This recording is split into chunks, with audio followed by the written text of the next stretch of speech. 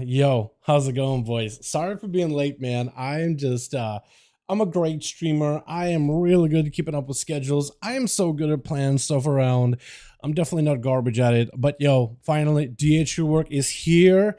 It looks like a new mount for Glory of the Dream of the Raider. It's going to be like a cat thing that you can become as a feral druid at some point by the seams of it.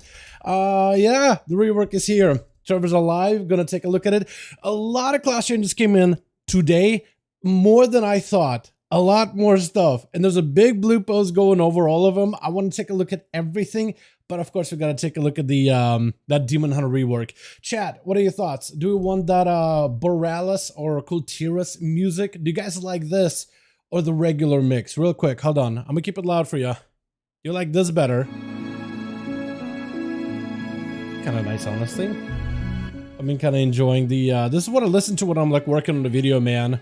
I'm just listening to like Borealis, like Tieragard sound music, man. Or sometimes Storm Song, Witcher, like in music and stuff, like the tavern music.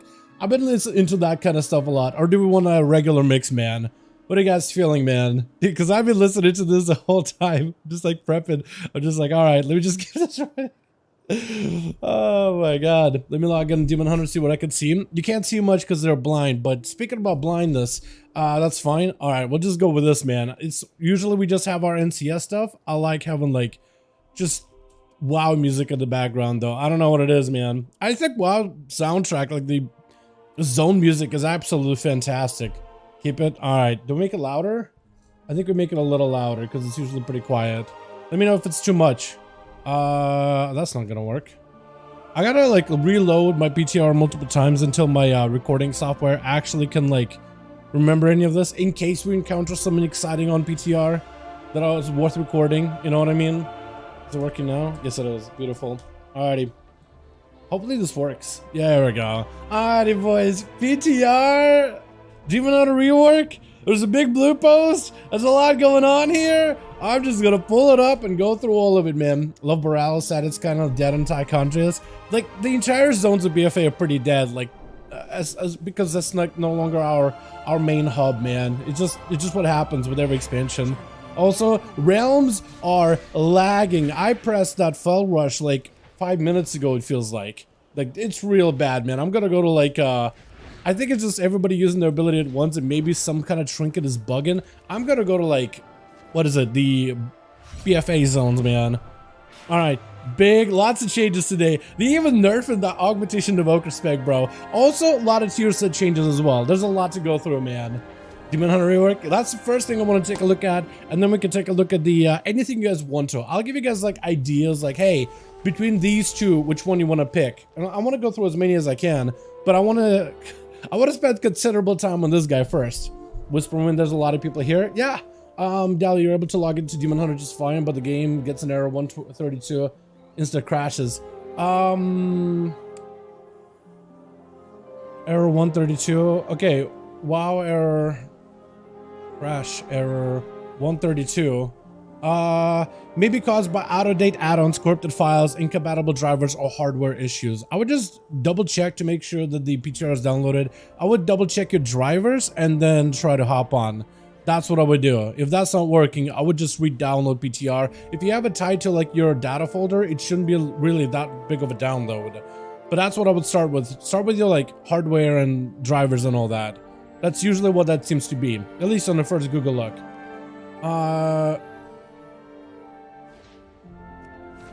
Let's see. Apparently no dummies here, so that's it, man. What else could I do? Actually, what else could I do? Has anyone been in memory, getting a memory error lately? I have not, no. That may be, I mean, if you're getting on a PTR, that's pretty much, in most cases than not, that's just like a PTR thing. Basically. I gotta figure out how to get like the dummies to show up in the Zuldazar, but like I'm like zoned, I'm phased out from that, so I can't even do that. Dal, my wife, just said she wishes my stats look like yours. I don't know how to take that. You know what I mean? It's a growing process. You know what? Be your own man. Make your own choices. If that's what you want to run, that's what you want to run. If not, that's not what you know. Do your own thing. Do your own thing. You know what I mean? Yeah, no, this just takes like a lot of lazy effort of just existing and not doing anything about it. And then from there is just like mustache wax, beard oil, whatever the hell you want to do. You know what I mean? Yeah. Is anyone gonna? Yeah, I have no idea though, man. I have no idea. Born, got crashed shuffle yesterday. Yeah, that's a forge. I feel like this patch of the druids. It is patch of the druids, isn't it? It actually a patch of the druids. You're a bot, just watching the PvP instead of a commentator. I don't know, man. That's I try putting up a couple PvP videos. A lot of you guys enjoy like me commentating and just talking about WoW stuff. Like a lot of you are like, Dal, we see you PvP plenty. Like we'll see you use like find someone busted, make a video of it. Plenty of that. Like just do your thing. Get in there, fly around with that camera, dude. There's a handful of you that are like, I really wish I could just see you compete in firefights. But then the rest are just like, yeah, nah, we see how plenty. Just I want to see Seavar play. I want to see Chill Pills play. Where's my man Arhi? Where's my man Kragar? Dude, you like those guys a lot more, and I totally get it. They're really good. Like watching Telrion just absolutely finesse on an arms warrior, or watching me just fumble around, grapple around on an outlaw. Like which one is more exciting? All right, so Demon Hunter. It's about the best I can do with like these three train dummies, but at least we get to see our abilities, man. All right. So, Demon Hunters, I guess I'll just share with you guys the screen too, so we can kind of see all these changes ourselves. Demon Hunter talent updates will be starting to roll out as they become ready, starting with Havoc tree changes this week on the PTR build. In some cases, talents may be missing or marked as a work in progress, but there are enough changes on the Havoc tree and individual talents that we'd like to get players' hands to begin gathering feedback. Vengeance and class tree changes are coming soon. So Vengeance isn't really there yet. It's mostly Havoc Demon Hunter. But we do have data mining of like what is expected to come for Vengeance and Havoc, so we can kind of take a look at it early as well. First of all, Spectral Sight is a 1.5 minute cooldown. You know why? Because because there's no gameplay purposes to it. Spectral Sight is going to be used to proc fodder to the flame. That's going to be the one of the bigger ones that both Demon Hunters will be able to do. So you know fodder, using abilities sometimes has a chance to just reveal a demon to just start attacking you. Well now, Spectral Sight reveals a demon. I-Beam and Throglaive do lethal damage to the demon, so you kill it instantly. You also, demon explodes doing damage, instantly heals you, instantly buffs you, for your damage, 20% damage. You don't need to pick up a soul or nothing. It's a little bit more like immediate kind of response. So like as soon as the spectral sight, spawning a demon. I want to do damage, killing it, damage increased. I'm going, damage is up. I'm doing stuff. There it is. That's kind of how that's gonna function. So you control when you summon the demon, but now you have like a 1.5 minute cooldown with it. So on one hand, you get to sync it together with your cooldowns. On the other, I don't really know how that's gonna affect the uptime, because I don't really know what's the uptime on that thing normally. Arhi? Oh no, dude, I'm gonna see him. You play Arhi's been playing, by the way, heroic. Not heroic, hardcore. Hardcore classic. So he's been PvPing on there. That man apparently went like 25 and 0, 23 25. Oh, versus Crocker maybe? Is that what it is? He sent me a video. I'm gonna need to see. I'm gonna need to take a look at it. My Russian is scuffed, but I see 23 25. So somebody's winning 25 games in a row. Am I Hunter good for 1v1? Yes or no, because Hunters are just generally squishy. I think survival is a little bit better because you have traps to give you a little bit of survivability. Plus the burst is about the same. Marksman can do well if you're able to line of sight and really cut your target, but like survival versus like your biggest challenge is going to be a sub-rogue. Which one of those specs is going to do best versus a sub-rogue? Because every other class you do about the same against. I'd say like survival, I want to see is a little bit better just because of the array of traps and a little bit of that dot damage. Maybe, I don't know. It's more personal preference at this point. All right, so yeah, fodder to the flame. There's gonna be demons proccing immediately. I do wonder like what the uptime of that is gonna be. Fel Barrage stronger? Yeah, you can see Fel Barrage is a capstone. I'm gonna take a look at how much damage it does in a second here. I can't really like pull up the whole details because it gives me a Lua error, but you can kind of see like what's doing damage for me right now, more or less. We can take a look at that in a second. All right, so Fodder to the Flame grants buff immediately. Darkness also has been changed. It now is a better party buff. So Darkness right now, compared to Live though, I don't know how it works, but Darkness now provides you a 15% chance to avoid all damage from an attack for your party, for your raid, everybody, right? I'm just gonna pull up Havoc Demon Hunter like talents, which is on Live is a 20% chance. However, in smaller group sizes, right? 5-man content or PvP, this number is doubled. So it's a 30% chance, 100% increased value while not on a raid. So it's kind of nice actually, when you think about it. So you can give it a reduce the cooldown, increase duration. I think the cooldown is probably going to be better, right? Isn't there something in PvP that makes it even better? Radius? No, so yeah, so just 30% basically in small group content. Like 30% chance to inflict no damage. That's pretty good. That's kind of strong. Like increasing it in dungeons. I think that makes Demon Hunters a little bit better as like a better rally or kind of like a almost like a Spirit Link kind of cooldown. But it's a lot stronger. Like 30% to 15. Like you might actually lift stuff. It's still an RNG chance. I would love for it to be like a DR, like a flat DR. But like it's pretty good. It's pretty good. Let's see. So Havoc Metamorphosis now duration is a 20-second duration for meta, but the cooldown is baseline 3 minutes, and you can reduce it down to 2 minutes. So Metamorphosis, ideally chat, is a 2-minute button. Every 2 minutes you can meta. So you're gonna spend, I think, more time inside of Metamorphosis, have more control over your meta uptime. Not only do you get a shorter meta, you still have Demonic, which no longer has to compete against another challenge. So kind of Demonic is the way to go. You can go for like even shorter meta. But 2-minute Metamorphosis is going to be baseline for this class. I think that's a good change as well. It makes Metamorphosis, I think it's still going to maintain a lot of the power for the cooldown, unless they adjusted the numbers. But like, that's going to sync much better into more of dungeon situations. It's better for PvP. I think it's going to be better for raids too, because it gives you a little bit of adjustments how you can use the meta, instead of like using it during very specific moments. Being able to use it more often, I think it's going to be really nice. I think it's good overall. Yeah, I could log into any of the character PTR, just my Demon Hunter. Make a new Demon Hunter, copy another one, see if that works. 1 minute meta would have been funny. Dude, yeah, 1 minute meta would have been kind of nuts. Okay, so Demonic Appetite, baseline for Havoc Demon Hunters. That's no longer a talent, it's just a baseline thing. Demonic Appetite, is that part of the... Is that like a class? No. It used to be a talent over here. By the way, we got some dummy talents that don't do anything yet. They're gonna get some in there soon. But Demonic Appetite is baseline for Havoc Demon Hunters and causes souls to generate 20 Fury. Fell Eruption is also baseline too. That's another quality of life change. You have a proper stun no matter how you talent yourself. So that is really, really nice. So like here you normally have to pick up Chaos Nova just to get a stun, but if you just want to have a proper stun that works for a single target, it's no longer a choice with your talents. That's like 2 talents that you're given for free. That frees up the talents to kind of how you utilize them in your spec tree. Then Glaive Tempest cooldown has been reduced. I guess we could also go through some of the new talents here. I should just introduce them like as we go down, chat. So from the beginning, you get I-Beam, Burning Hatred, Dancing with Fate, First Blood, basic stuff. Something's going to go on the left and right sides, but then you have a capstone choice here, right? So you may like completely remove the right-hand side.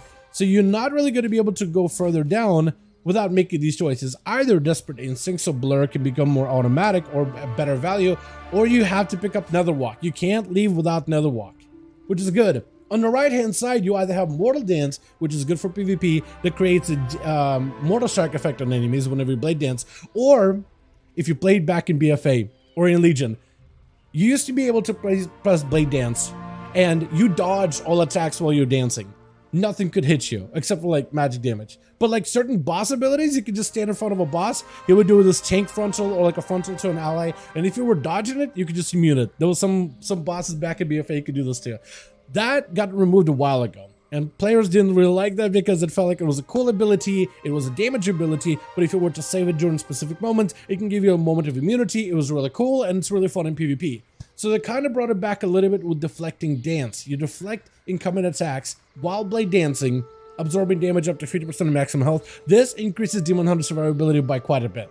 Now, the buff itself only will last during Blade Dance. It's gone as soon as it's gone. But it's better than nothing. At least you have Blade Dance back, which I kind of find exciting. I think it's really, really cool. That's going to be really cool in PvP. Like if you're about to get hit by like a Chaos Bolt and you Blade Dance it through it, like at least like a portion of that absorb can just kind of like, you can split second time it, absorb a bunch of damage, not take it into your health, and that could be really, really cool. It adds like a whole nother layer of depth. This seems too good or true to be true, Devers. Yeah, I think everybody is, honestly. So why did Demon Hunter need a rework? You know what? Gundy, would you express like at least 3 reasons why Demon Hunter needed a rework? Because like I'm not even gonna just from what I understand from the guildies that play Demon Hunter or played Demon Hunter before, this package is kind of like, it's not really performing super well. It has like a very kind of like, oh, not a wordy opener, but it's like it's a lot going on in the opener just to get your damage rotation out, and the momentum playstyle is not super enjoyable because then you kind of limited on your mobility when you really want to get your damage out. And it had some good stuff, but yeah, but not completely. Say it was a sleepy to play. There it is. I guess I would do it too. You could use a talent if you have an ally. Mortal Strike would be cool. I mean, Mortal Strike is still good, right? There are some fights like Sarkareth Final Fight. You had to spec into Mortal Strike to be able to like control the adds on how much healing they do. Like this could actually be useful talents, but the way that they're structured is you can't leave this slot unless you pick one or the other. And if you don't need defense, this is plain utility. You can actually pick it up without like completely destroying your build, where normally Mortal Dance would be up here and you needed enough talent points just to go further down. You didn't need to pick up Mortal Dance, you need to pick up everything else that buff your damage, but this is like a utility role. So depending on what they have here and here, you will have to pick this anyway just to get a gate access to the rest of this stuff on the right hand side. At least like, you know, this and all this on the right hand, if you want to grab any of it. I think it's going to be better. Like the way that they're structured, they freed up some of the talents necessary in the top part of the row, and now you have like 2 gate choices that open up the rest of the tree. And depending on how you build here, depending on what's put here and here, that could be like utility options, but as long as they're like kind of sort of competitive, equal to Improved Chaos Strike or Dance of the Fate, so you can have more like a linear way of going all the way down, I think it'll be fine. So like if you can type up like a few pieces of Paragus Gundy, just let it out, man. Let your thoughts out, my guy. You haven't played DH for like ever. Alright, so some of the other stuff here is Glaive Tempest cooldown is this ability. That is no longer a pick with another ability. You can pick up Glaive Tempest on your own. Also, by the way, take note of the structure of the talents. How in the middle down here you have 5 capstone choices, and how it's like there's a little bit more pathways to reach all these things. It's very, very similar to what they had, but like over here specifically they added a couple more nodes, which I like to see. So Glaive Tempest cooldown is now 25 seconds, reduced by haste, damage increased by 15, damage reduced beyond a target. So they made it a better soft capability. It's a lot stronger. And the soft cap is a lot more lenient towards the Demon Hunter. Big buff. Fell Barrage also redesigned. So this ability is now a capstone choice. No longer channeled. So you kind of just like run in, you press Fell Barrage, that's it. And you can still do stuff. You can still play the class while it's channeling. But they gave it an interesting mechanic that I did not expect. So, Fell Barrage. Unleash a torrent of fell energy, rapidly consuming fury to inflict 4,000 chaos damage to all enemies within 15 yards. Deals damage beyond 5 targets. Does this until fury is depleted. You basically have like a Breathless and Dragosa-esque playstyle for Demon Hunter. Like, while you're channeling this ability, you could probably use like other spells to generate as much resources as you can. Like, what I kind of want to do is I want to wait until this is back up cooldown, press it, then I'll slam a Sigil of Flame, then I'll use a Fell Blade, right? And I'll try to generate as much resources as I can, letting Unbound Chaos just kind of like drain me. But the damage, I hope will be a lot better. But yeah, it's interesting to say the least. You see Jake makes sense of PvP was slow. The AONS rotation was literally the same, no difference. Yeah, there wasn't much of a difference really. I meant for PvP.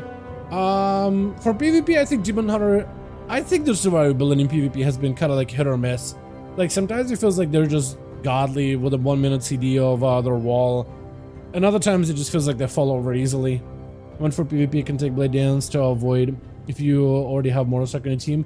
Yeah, you can, yeah, that's true. You can pick that up if you already have a Mortal Strike, which I think is going to be kind of nice. I think it's going to be a more compelling choice, honestly, because it's like survivability or Mortal Strike.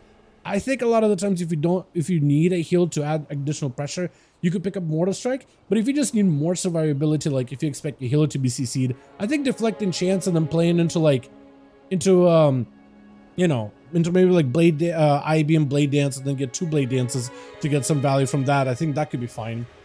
Fell Barrage drains 15 fury per second. You can just spam Demon's Bite to keep it up 100%. Do you really? Hold on. If that is true, I'm going to spec into Demon's Bite right now.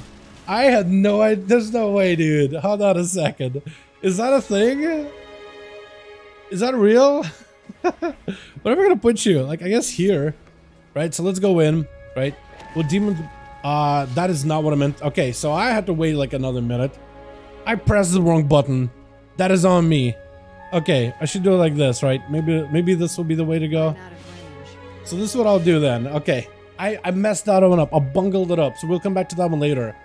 All right, so a couple of different things that are different. Inertia. Is it this? Oh yeah. So there's now a new talent competing with momentum. They didn't remove momentum. I think a lot of people wanted for that to be removed. But now momentum is a new talent to compete against, where Fell Rush, Hunt, Vengeful Retreat increase your damage down by 6%.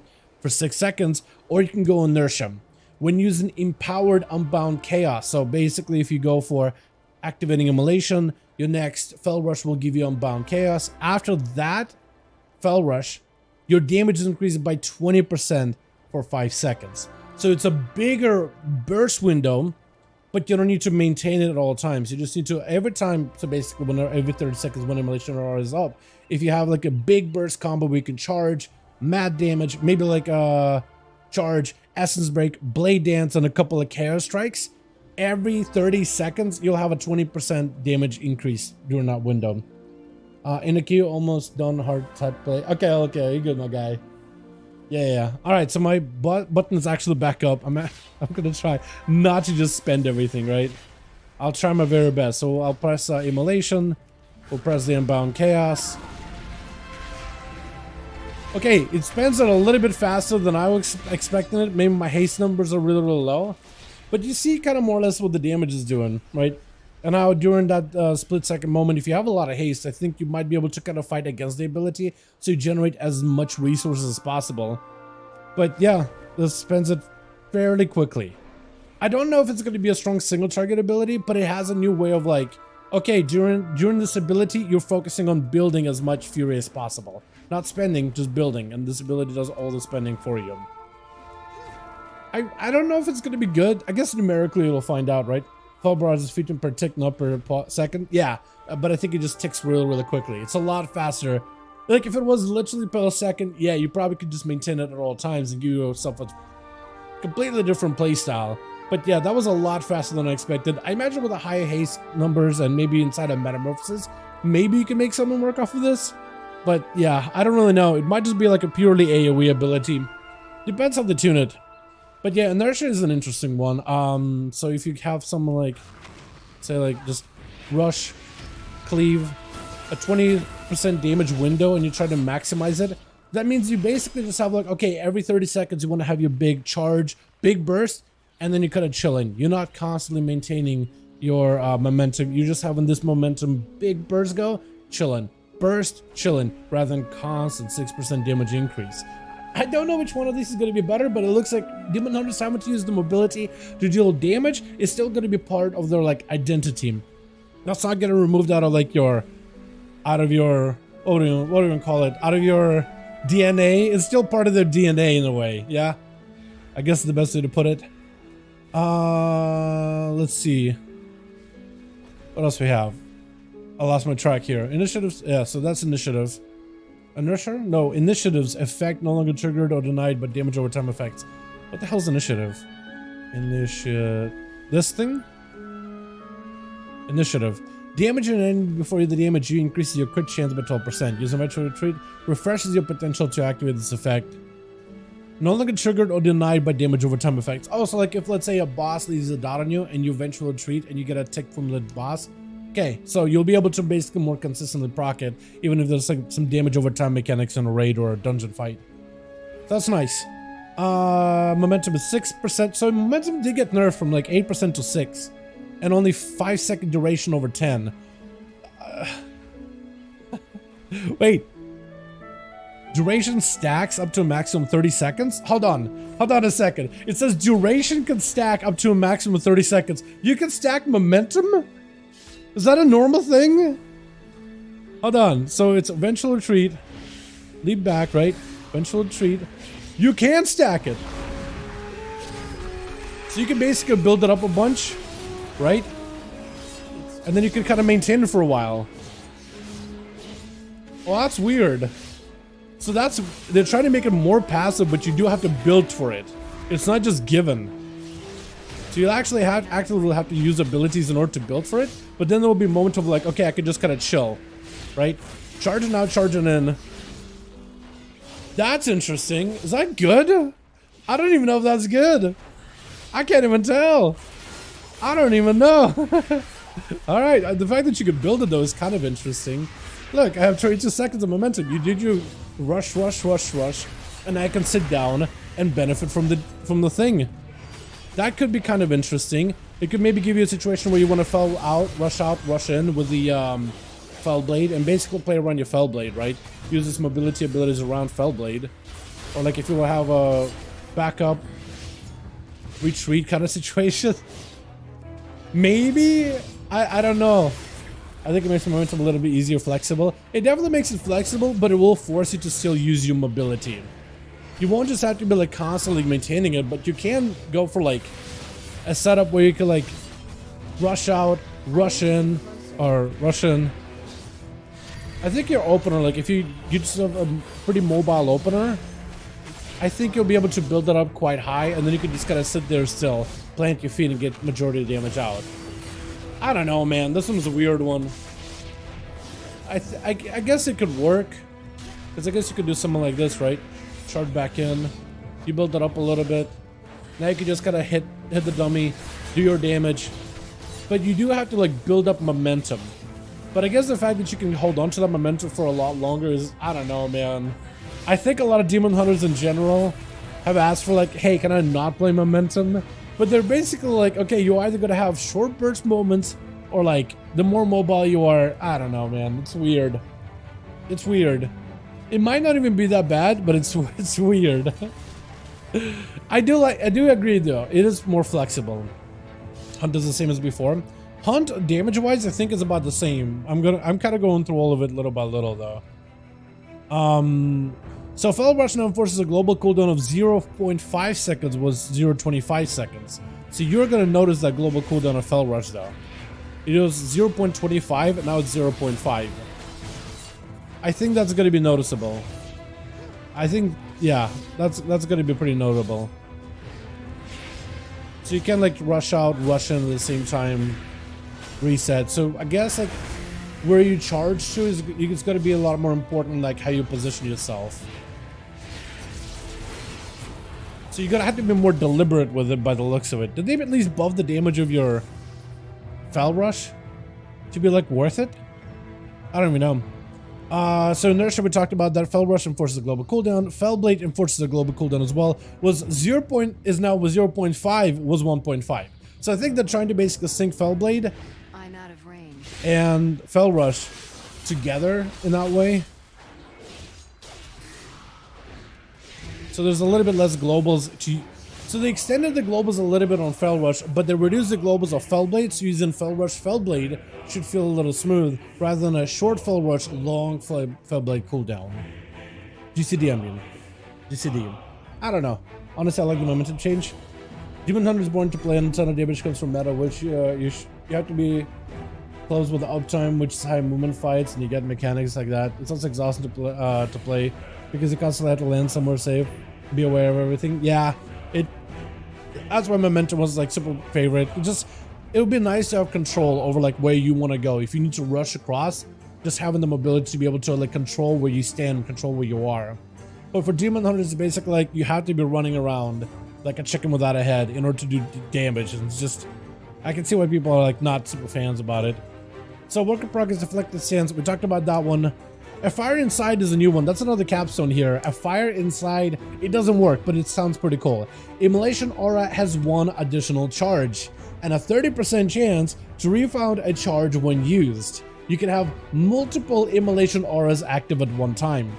So if you have multiple Immolation Auras, that can make Unbound Chaos a lot better. That can make your Inertia playstyle a lot burstier. That could also make your Burning Wound passive damage greater. And Rage Fire. So if you stack it to a lot of crits, which Demon Hunters play into crit fairly well, you could probably have a lot of this bursty AoE damage around Immolation Aura.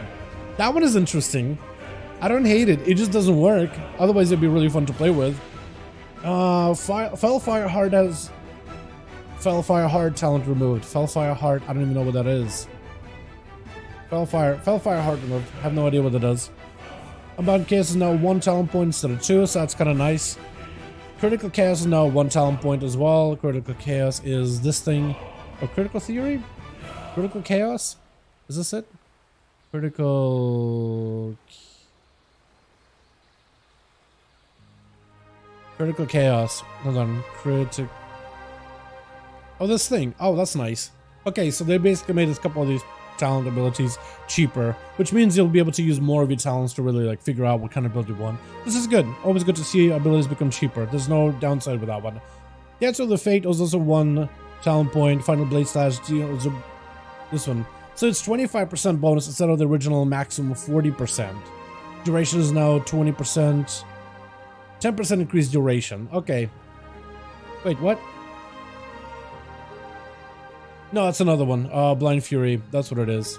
Blind Fury is this one. Yeah, so that's also 1 talent point. I mean, that's good stuff, right? There's no wrong with that. Serrated Glaives also is 1 talent point as well. Has been adjusted. Enemies hit by Chaos Strike or Throw Glaive. Chaos Strike. Increase the damage of Chaos Strike and Throw Glaive. Oh, that's actually nice. So you don't even so you can pick up Serrated Glaive, and as long as you're like Chaos Striking a mob, right? Okay, that one doesn't seem to work properly. But yeah, Serrated Strike is supposed to work. So it's supposed to work off of Chaos Strike or Throw Glaive. This is nice if you don't want to play into Throw Glaive build, but do want to get the benefits of this. This is going to be good, I think, overall. Chaos Strike does this more damage. That's nice.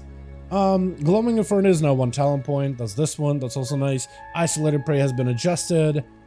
No longer causes Fel Rush to grant Fury, now causes Immolation Aura to deal 30% increased damage. So, 30% increased damage when you're attacking one target with Immolation. So you have Immolation Aura buff, where you can have 2 of them, you can have a bunch of buffs overlapping with Immolation Aura, and you can have it do more damage to a single target. This could be very interesting as a passive damage increase. That could be kind of nice. That could actually be really, really nice. That doesn't sound too bad at all. Especially if you can have 2 of them. I guess it depends on your build, but like if you go for like a full fire build, maybe with a any means necessary, that could be good. And Vengeance, not a lot of changes for them because that's not really like final or whatever. But we do have some other things we could take a look at as well. Hold on. Wowhead, and I think it's the data mining stuff. Does it work off of each tier alone? Is nice if only throw glaive.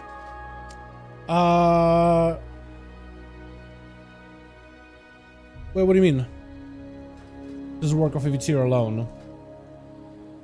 Someone with my Demon Hunter specifically is corrupted. I'm trying to figure it out. Go in your live Demon Hunter, untransmog them, because it could be maybe your Mog that's causing issues. Just change your Demon Hunter's Mog, put a bunch of stuff in your bank, copy that Demon Hunter over there on PTR after you've done so, and then see if that works. Game crashed? Yeah. Yeah, it's something, maybe it's your Mog, man. Maybe it's one of your items or like an enchant. Just untransmogrify your character, put him in a base version, right? And see if that fixes things. That's about all I can think of, honestly. Doesn't work off a tier alone. It's nice if it only, it's nice that it's not only off of throw glaive. You mean serrated? Let me see if that works off of. Yeah, I just pressed blade dance and it threw a glaive, so that works too. So that'll basically be always there, always present for the I-beam and chaos strike. I think it's gonna be like a must-have, but I think it will probably play into like a Soul Ran and like glaive build because of the way tier set interacts. Let me see if I can find the actual things. Translucent Emerald Dream Mounts, Flame Rav Courier, so they're gonna have that tier set catch-up thing or tier set reward thing. Emergency map changed. Blah blah blah. Boring. Dynamite tier set changes. Here we go. So we got other Demon Hunter changes as well to take a look at. This is like probably gonna be so Fel Rush baseline damage has been increased by the looks of it. Shattered Souls is I guess they baked in that whole Demon Hunter Havoc thing with Generating Fury, so that's where that's found. Blind Fury damage increased by 10%, so that kind of sucks. Burning Hatred position is supposedly changed.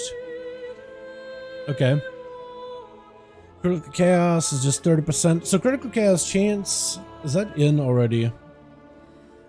Chance that Chaos Strike will refund 20 Furies increased by 30% of crit chance. So you're still going to be very crit heavy as a Demon Hunter.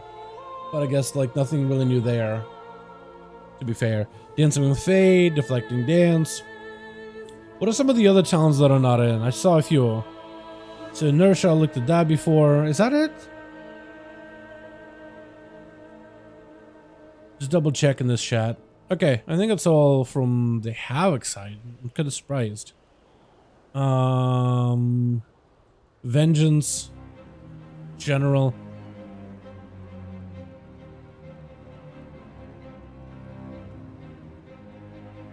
So there was more talents that they had in the Wowhead post. Did they change them to like uncategorized or something? Okay, it's probably down in categorized if I had to guess. But they had a couple more talents there that just didn't know. Maybe that's not related to Demon Hunter. Maybe it was like, because there was a couple of talents, like there was one, I don't even remember exactly where, like somewhere here, I want to say, with improved chaos, inertia. It would just had like a tag of new and a name and no icon, ability, but now it's gone. So maybe they're like not Demon Hunter abilities, but like NPC abilities or something. So they might have removed them. I thought there was going to be more. At least I was pretty sure I saw more. I don't know, man. Let's just say I'm losing my mind. Wow. Weird. Okay.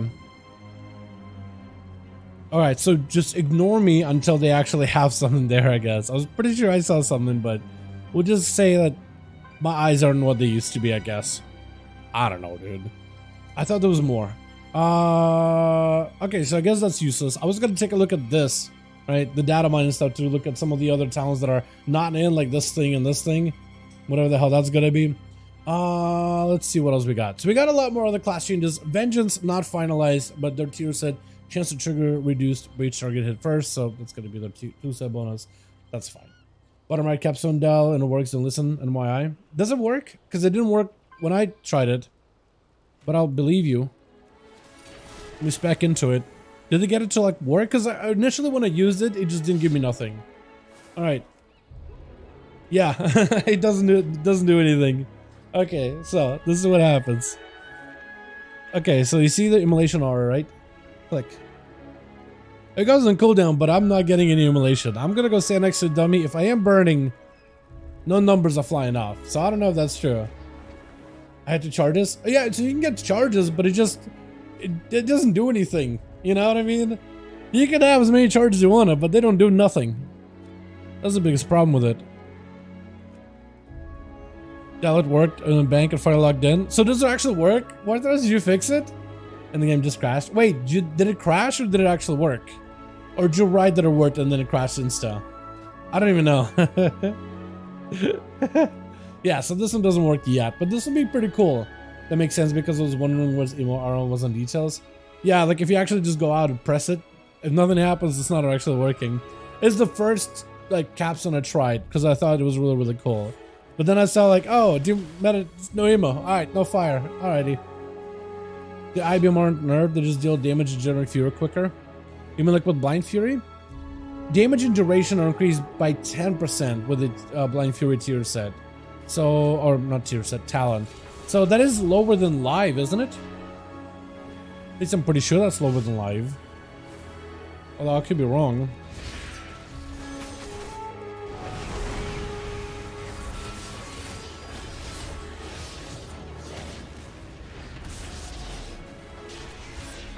Oh, that's weird. I used that a little early.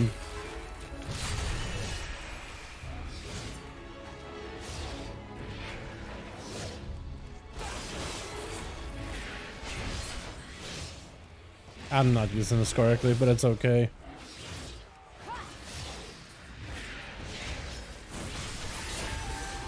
Oh, that's kind of smooth though. I could definitely feel the GCD on this thing, the fell blade. Whenever I'm like fell rushing out. There's definitely a little bit of lag on PTR. Like my fell rush isn't super responsive. But it works okay. That feels pretty good though. But that's gonna be super annoying either way. Oh, I do like the extra resources I'm getting though. Look, the constant stream of just souls pouring out of the train dummy. I do like that. I think that's pretty cool. I think that's nice on resources. I don't really know. Hope keys are back so I can test new Demon Hunter. I don't think they'll be back until maybe tomorrow after raid testing. That's how it was last week. Or I guess keys were up the same day as raid testing was. Hopefully we'll get like an announcement of it later today. Alright chat, so that's about all we can do as Demon Hunter. Not too terrible of a start. At least it's like getting there and they're trying to do some new stuff. But we got to take a look at the other things as well. I would like to see more of like a Vengeance rework as well. I was really hoping to see both. But we'll see how that goes, yeah? Alright, chat. What another character do we do? What class do we do next? Because there's a lot, man. I'm actually give you some. Actually give you choices. So we have the choices between... And I'm actually going to go back to my mix. This is nice music, but I feel like my mix again. I feel like listening to my music. There we go. Let's get something more upbeat. Oh, I can turn down a bit for you. Alrighty, chat. So we got... Druid stuff is kind of light. Augmentation got nerfed. We can take a look at the EVOKER changes. There's some tier set changes for mages. Let me just scroll through this real quickly. Some tier set changes for... Windwalker? Paladin? Oh, Paladin got a lot of changes. Tier set and holy nerfs by the looks of it. Or buffs. Some buffs. Ray's got a lot of new stuff. Oh god. Alright, so Rogue, Priest, Paladin, EVOKER, Warlock. It's a lot of stuff under Warlock. Alright. Rogue, Priest, Warlock, or EVOKER, chat. Which one do you want to see? Rogue, Priest, Warlock, EVOKER. Out of those four. Which one do you guys want to see first? For the sake of sanity, don't even try Demo. The tier set feels kind of good now, but they got it pit lord. Oh no, that's what I want to take a look at it, man. I want to see Warlock. Do we do Warlock, chat? Whatever you guys want to see, man. Priest, Rogue, Warlock, or EVOKER. Lock it is. Let's go, boss. All right, man. We're doing it. I guess this guy will be fine, right? Warlock, Demo. Okay, so I'm gonna take a look at all the Warlock changes for all the specs of Warlock, if I am taking a look at Warlock. So, first of all, Affy, let's get Affy Industrial out of the way, because those are the fastest ones, man. That's gonna be lickety split. Alrighty, I guess I'm just gonna put on some weapons. Alright, so tier set is a little different. Affliction Warlock tier set, Soul Rod grants 3 Umbral Fire Kindling, which causes the damage of next Malefic Rapture by 50%, or Nexiator Corruption by 60%. Additionally, Umbral Fire Kindling causes Malefic Rapture to extend the duration of your damage over time and haunt. So they changed the tier set, right? So when you first use it, with dots and things, now you get 3 stacks. You can either use them on Cedar Corruption to make it do 60% more damage, or Malefic Rapture, and Malefic Rapture will extend all of your other dots. I like it. I don't hate it. That's a little bit better. So now you can either go for like big seed explosions or just go for Malefic to extend your dots. That's gonna feel a lot better. I like it. Good stuff. Good change. That's about it for Affy. Good. That was quick. Indiscriminate Carnage got Giga buff. Yeah, I want to see that. Yeah, I saw. So Rain of Fire damage for Destrom has been increased by 15%. That's nice. I don't really know how that's gonna like adjust them for AoE, but I think it's because they're just giving them like a very like Dimensional Rift playstyle. They gotta amplify their. Is this a little shrunken, the talents, or is it smaller, or is it just me? I feel like it's a little smaller, but I don't know why. Is it just me? Like, it looks a lot more petite, but like, it's about the same set of talents. Like, nothing changed. It's like, maybe they made them less wide. Maybe that's all that is, just like, took them as they were, but just shrunk them together, not spread them out a bit much. I don't really know. But Rain of Fire got buffed. 2 set has been redesigned. Bolts from Dimensional Rift deal 25% more damage to nearby enemies. Immolate periodic damage has a chance to grant you Dimensional Rift. So it doesn't matter what... Okay, so this is good. This is really good. So damage is just... It has natural cleave now. Right? So press 1, press 2. And they're naturally cleaving. That's kind of good in AoE. I don't know numerically how it's going to be. But that's nice. So they already use a baked-in AoE component. Okay, is this broken? Alright, it's all broken. Alright, it's all broken. Oh, no, it is broken fully. Alright, so we're going to put up a portal. I just want to see how much damage that does. Fell Barrage, is that it? Did that work? Did that capture it properly? I don't even know. Okay, let's do this. I'm going to put Immolation Aura, Immolation Aura, Immolation. I'm just going to let a couple of those charges come back. And I won't Immolate. I'll just Conflagrate or Incinerate or something. I just want to see what the damage is looking like. I'm just going to fish for a couple of these procs with Immolates. But as a true set, it makes the abilities 25% more damage to nearby enemies. Does this also apply to the primary target? It does 25% damage dealt to nearby enemies. Oh no, it's just 25% of the damage it does to nearby enemies. Okay, I do wonder if single target works too. Like if it still counts. Like if you throw it against a single target, do they also take 25% more? Or what? The Dimensional Rift can now summon a powerful Flame Rift that blasts 20 searing flames, doing a bunch of fire damage and additional fire damage over 10 seconds. That's cool. So now that one is more single target focused. The Flame Rift. But it's kind of nice. Alright, so I'm going to do this. Alright, so I'm just going to make sure that this is counting. Okay, it is counting. Or is it? Please tell me it's working. Is it working? I don't know if it's working. I don't think it's working. Okay, no, it is working. Okay, so we're gonna put up portal. Portal. Portal. 3 portals are up. Dimensional Cinder is the AoE component by the looks of it. So Chaos... So Cinder, or is that the fire portal? I'm gonna guess the Cinder is the cleave, right? Chaos Barrage. Maybe? But like together, I guess it does add quite a bit of extra damage. Now the question is, if I use this on single target, I guess we'll find out pretty quickly, yeah? Let me get a couple of Immolates again, just get a couple of procs. I do want to see if like I can see the Dimensional Cinder in single target too. I also didn't track what portals I had. Cinders is the cleave? Okay. Alright, so I want to see if Cinders will apply Actually, you know what? I don't even need these guys. I can just go over here. There's one train dummy that is like nowhere near anything else. It's like a little PvP train dummy. I can have my emulates kind of just burning that for a bit. I'm going to give it a second for emulates to die off, and then I'm going to do my thing. I just want to see if those cinders are hitting primary target. Because if it does, then it's like, well, I guess 25% more damage to everything plus single target. And yeah. What do you think about Rogue too many buttons? Not really, Tub. They didn't get more buttons. I think Outlaw has a lot going on, but I think some of the changes in 10 too. They're not really adding more buttons. I don't know. I feel like Rogue has been a class that always used quite a few buttons, and it's not for everybody though, you know. But I think each button has a specific usage for it, and I think it's fine. It's mostly down to like passives and what passives can you pick up to change the way your buttons play. And I think what they've done so far is, I mean, it's to my preference. Right, I like it. Alright, so it's capturing. Now I'm gonna put a portal. Fire portal is here.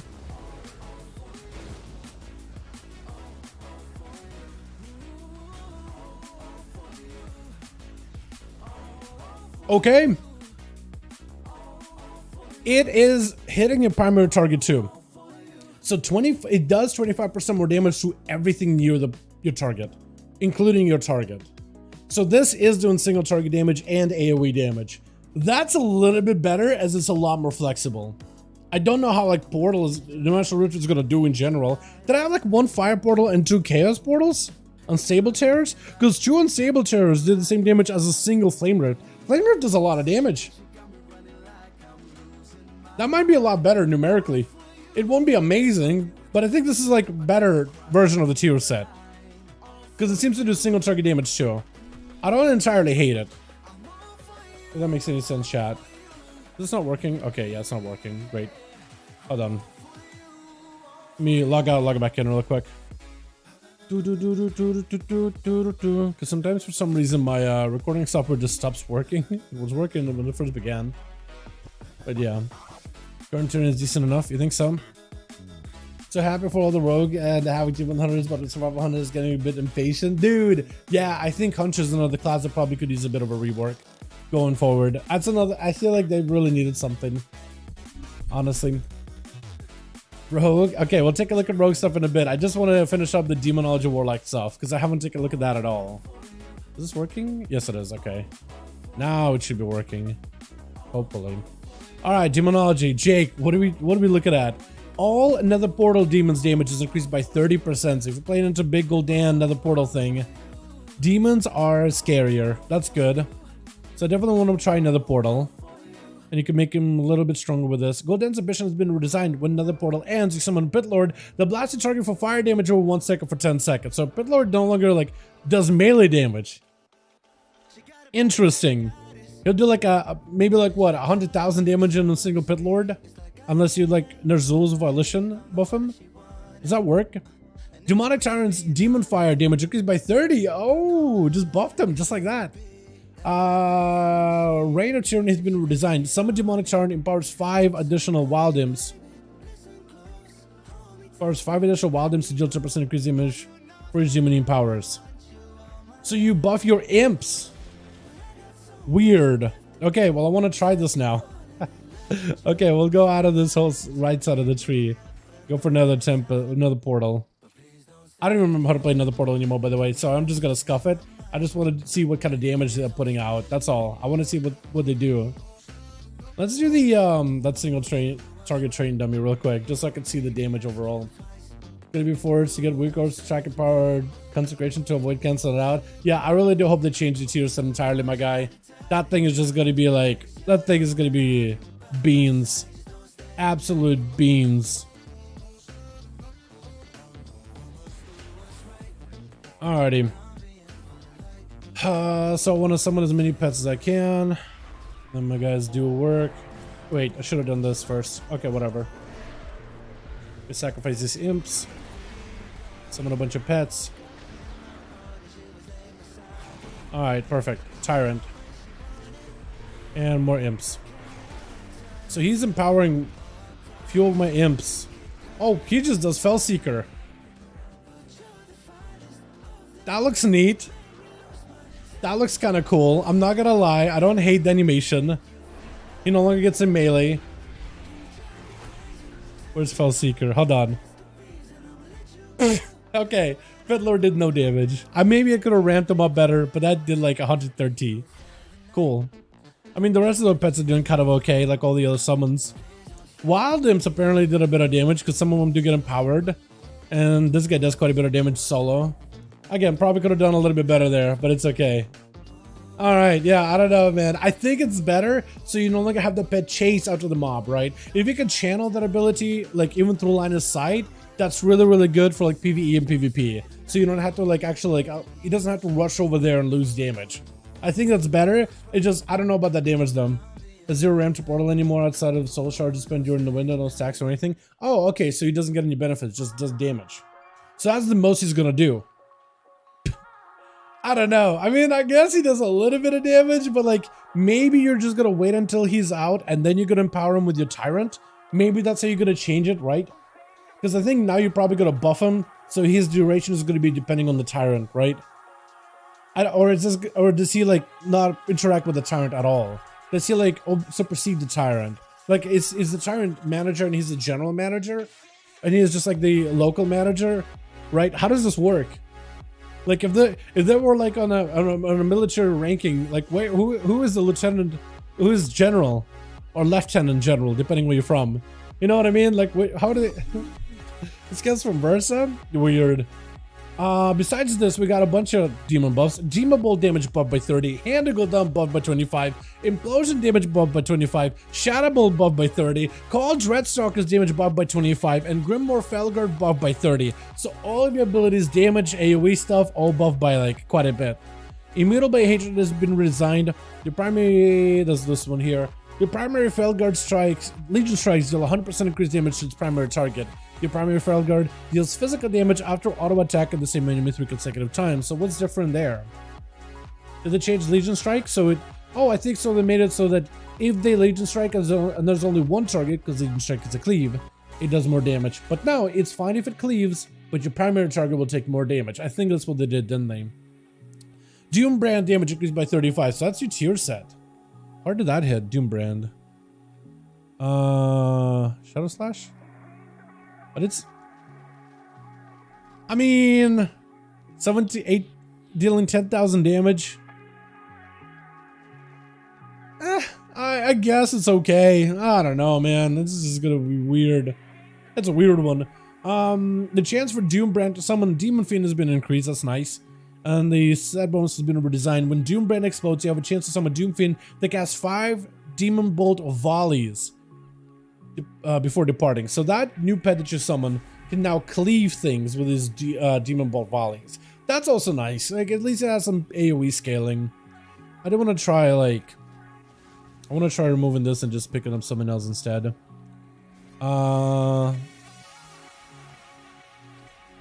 Really? Hold on. Okay, so I need to grab something that maybe isn't this. Okay, that still is a little scuffed. So what if I did, what am I trying to do here? Okay, I just want to, all available points. I don't know. Here we go. Yeah, it's fine. I just want to like remove like random imp summons that I have just so I can kind of like control this a little bit.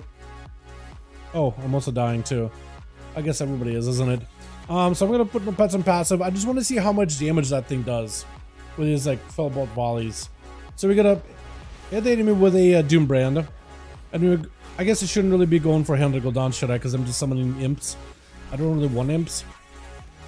Let's actually put up a couple of Doombrands on everything, just so we can get like more procs of Doombrands. So we can get, oh, there we go. That's summoning pretty quick.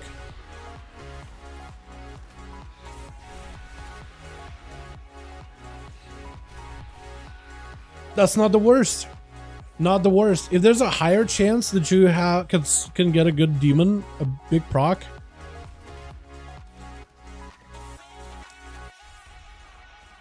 I mean, that damage wasn't the worst with that guy, right? I didn't think that was the most terrible thing in the world. He does about 100k per target. That's not terrible.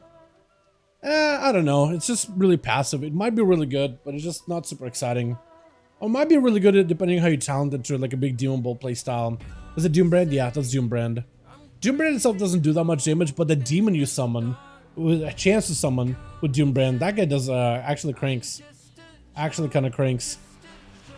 But like, let's say like, I don't know, it might create a situation for Warlocks where they kind of just want to like put Handle Gul'dans and Demon Bolts on everything, like tap targeting constantly. You can maybe get a Demon Bolts here and there, right? That might be one of those things that you'll end up doing as a Warlock. That might be kind of annoying because you're trying to spread Doom Brands on as many targets as you can for more chances to summon your demons. That could be kind of lame. I feel like it may be like a Demon Bolts and Handle Gul'dan should just apply Doom Brand to everything. But only the target you're focusing on can actually get like the cooldown reduction on it. Maybe. There we go, hold on. Handle Gul'dan this guy. As you can see, like the proc chance is kind of lowish. Lower than I really wanted it to be. What can you do though? Like I tried it a couple of times. I guess like if you're just spreading it to everybody, it's a decent bit of damage that it can do, but it's nothing crazy.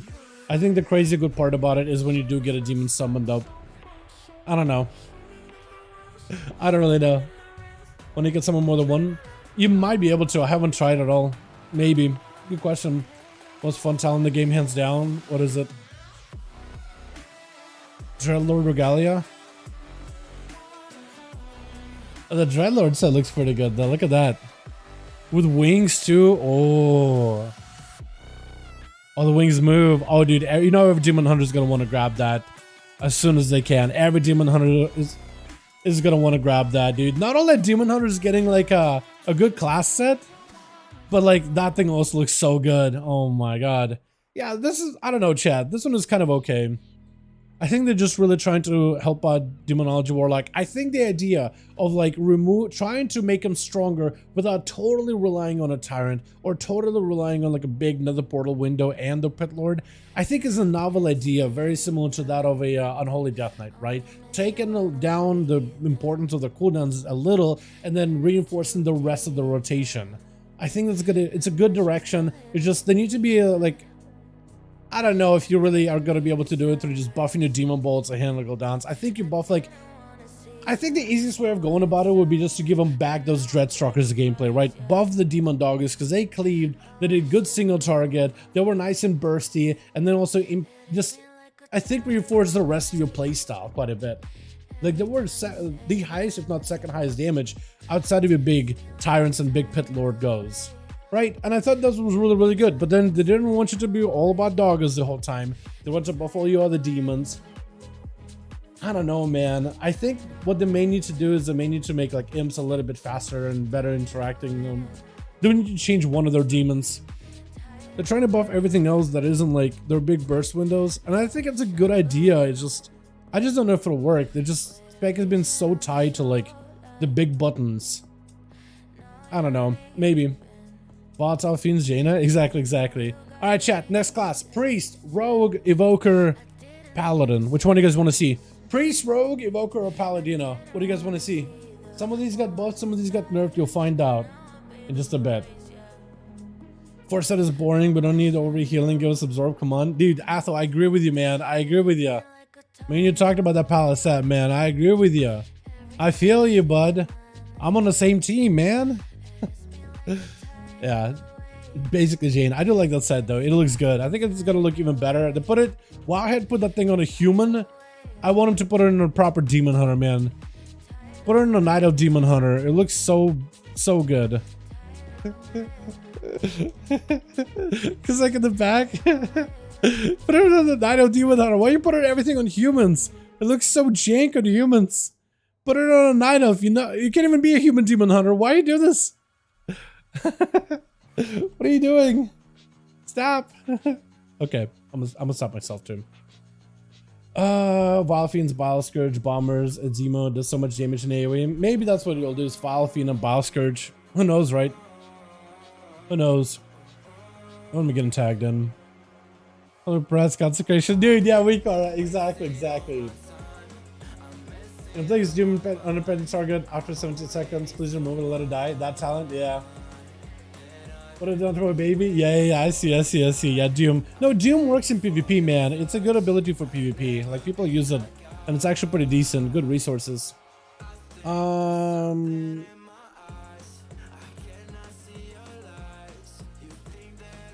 Если возвращаться в игру, как тебя чувствует Shadow Priest? Shadow Priest или что это, шапа?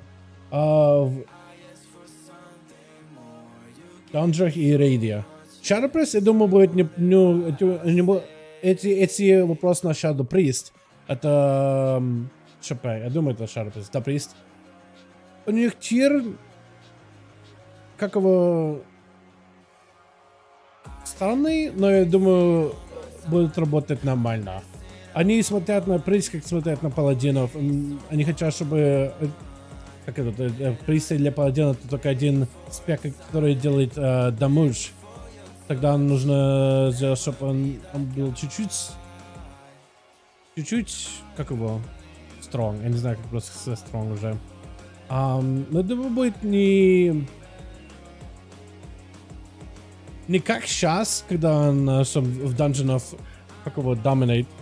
Но думаю, не будет так плохо. Сказать сложно, потому что тюнинг, нужно тюнинг. Но тирсет такой. Сейчас. Рада, что это на русском читаешь, отвечаешь. Чуть-чуть, забываю уже, Мил, забываю. Я пытаюсь говорить просто, когда могу, но забываю уже язык. Извиняюсь, это... Как... Это что?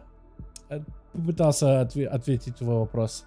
Буду приходить и напомнить тебе язык. Хорошо. Yeah, Miller asking in chat how Shadow is going to be doing in like raids and dungeons. I said tier set is kind of wacky, but maybe it's going to be good. I don't know if it's going to be as good as it is now, but like tuning is really going to like determine a lot of it. To get you guys all a bit in the know. Demon Hunter rework? Yeah, I can play remastered in peace now. Or is it how bad a blast to play? There's some cool stuff in there, Sebastian. Momentum is still part of your DNA, so if that's like a deal breaker, momentum is still in there, but they did make it a little bit like, they gave you two versions of the momentum. One, a momentum you can stack up and have like up to 30 seconds worth of duration from your mobility spells, so you can do a bunch of zoomies, right? Go and get your zoomies, then stand still, do some damage, or big momentum window every 30 seconds, or 15 if you go for double immolation build. But there's some cool stuff going on. It's some interesting things. Dialed in the Druid form. Are they in? Hold on. It will be free or we'll unlock those. Those look good. I don't know how we're going to be unlocking them. I have no idea. I imagine maybe like killing rares in Yggdrasil or Emerald Dream or something. Two versions of momentum. That sounds actually good. Yeah, we took a look at him early. If you want to rewind the stream, at the very beginning, we took a look at Demon Hunters. If you want to see the talents there, we kind of took a look at them, tried them out. There's some cool stuff. Vengeance isn't final, and class tree for Demon Hunter isn't final either. But they did change like the way you summon your demons, you know, with the Father to the Flame. Now you press Spectral Sight, so you can suss out a demon with Sight. So every 1.5 minutes, you can just summon one, control when you need that 20% damage window. As soon as they die, you get a damage buff. You don't gotta go chase after like a demon soul or anything. So it's more of a cooldown now than anything. And they also get melted by I-Beam. So if you like Spectral Sight, I-Beam, and you just gotta cut into them, just look at them for like half a second, they die instantly. And you get yourself a damage window, and you just kind of go from there. It's interesting. It's interesting. There's some cool stuff in there. Let's do like, I don't know, chat. Paladin? I want to look at Paladin. Let's do Paladin. Thanks, man. I'm gonna watch it real quick. Go for it. Go for it. For Paladina, we got, what do we got? Where's that? Okay, here we go. So holy. All right. So first of all healing is buffed by 2%. So they're trying to buff them up a little bit, just a little bit. Let me get holy out here. Hand of Divinity now increases holy light healing by 40%. Was 80%. Is that this one? This sound right here? Hand of Divinity. Yeah. So that's a little bit less good, but it's still pretty good. It's basically really have the value of it in terms of healing increase. Merciful Aura is now 20% increase with Aura Mastery instead of 50. That kind of blows. Merciful Aura healing is increased by 50% baseline though, so I guess it's like Passively, it's pretty good. Hello everyone, what's up, Blue-Eyed Wanderer? How you doing, my guy? Touch of Light healing is increased by 500%, was 800. What's Touch of Light? Yeah, this one. So spells and abilities have a chance to cause a target to erupt in holy light. That's a little bit less good. Word of Glory healing, though, is buffed by 10%. Barrier of Faith upgrades and absorb for 25% of your health instead of... Yeah, so they're... Alright, so they're just nerfing Holy Priest a little bit. They're buffing some of your base things like your all base healing, your Saved by the Light Absorb Shield, which is like, what, this thing here? Saved by the Light is now increased by 50%. That's kind of good, though. Your Merciful Aura baseline got buffed by 50%. Word of Glory baseline by 15. But like certain towns that make it really, really good will like Touch of Light, Absorb, or Bear of Faith, a little bit less good. Touch of Light, a little bit less good. Random proc. Merciful Aura healing with this. The big buff, a little bit less good. So basically your cooldowns on your big abilities, a little bit less good, but base healing is a little bit higher. Aura Master increased effectiveness of Devotion Aura by 12% was 15. Oh, they even lost it? Hold on. So Diva Aura, usually during your Aura Mastery, the DR, they nerfed you by 3%. You don't have 15% DR, 12%. Alright, I want to say Holy's mostly nerf. Like, cooldowns wise, a little bit more nerf, but base healing is a little increase. I don't know, man. They're really trying to go after their big button abilities. Anything that could save some, except for this ability, like anything that's a cooldown that increases your effectiveness, they're like, alright, let's go after all of it. Or this, rather. Alrighty. Rat, targeting issues with Wrathful, so they fixed that a little bit. Spur deals 30% more damage, was 50, so nerfed it a little bit. Wrathful certification deals 50% of the main holy damage to targets, that's kind of good. Echoes of Wrath causing the next step was Verdict to do 25% instead of 50. Alright, so they nerfed that a bit.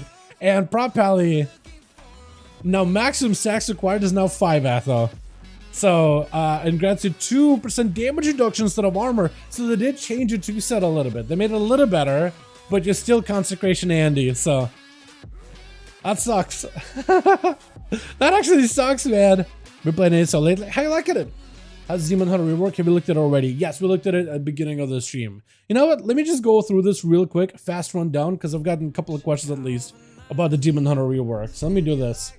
They can't change it to just Consecration Aura or something? Dude, I don't know, man. I don't know.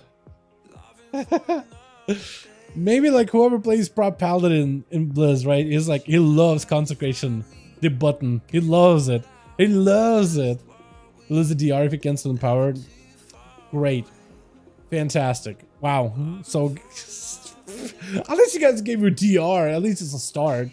They just need to make the buff just be like a Paladin buff than a Consecration buff, right?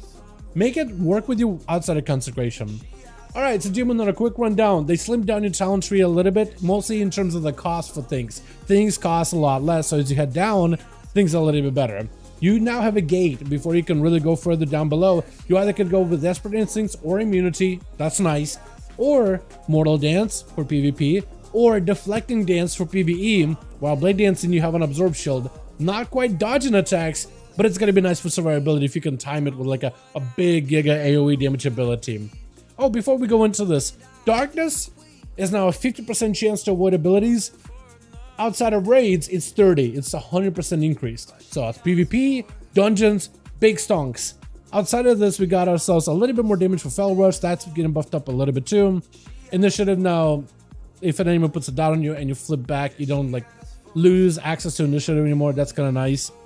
So we have ourselves Momentum. So Momentum now, whenever you hunt, Vengeful Retreat, Fel Rush, so basically use any of your mobility abilities, you grant yourself 6 seconds worth of a 6% damage increase. That stacks now. So let's say you want to do one of these. Charge out, rush. You can stack it. Now we're sitting at what, 10%, 10 seconds. I'm gonna rush out again. So I'm just gonna stack it as high as I can. That's about all I can. Wasn't Fellblade part of this before? Or did I make that up? I think I made it up. But yeah, so you can basically go get your zoomies. Now you get some 10 seconds worth of buff. And now you can just go kind of stand still and do your damage. I think what you'll do is you'll probably pair a lot of your mobility abilities around Fellblade now. Right, you'll rush out, Fellblade, Now you can sit there, do some damage, do some things, get some output going. Then maybe we'll flip out of the way, charge back in. Now you can just sit in there, benefit from the buff, don't have to walk nowhere. So there'll be moments when you'll have to go zoom in and then damage. Zoom in, damage. I'd rather have the RNG. What do you mean from like fodder? Yeah, fodder RNG is going to be interesting too. Yeah, fodder, that's another one. So whenever you use Spectral Sight, it spawns a demon. But now it's tied to fodder. The ability is not tied like together. But if you kill it with I-beam, it instantly gives you like the fodder buff. Instantly heals you, instantly gives you buff. You only gotta go pick up a soul later. So it's kind of nice in that regard.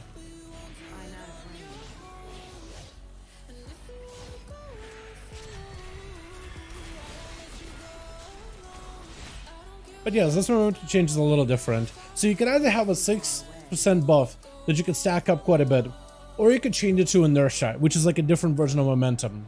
So inertia is basically a momentum, but like very much like you have a small window with big damage increases. It functions ideally the same.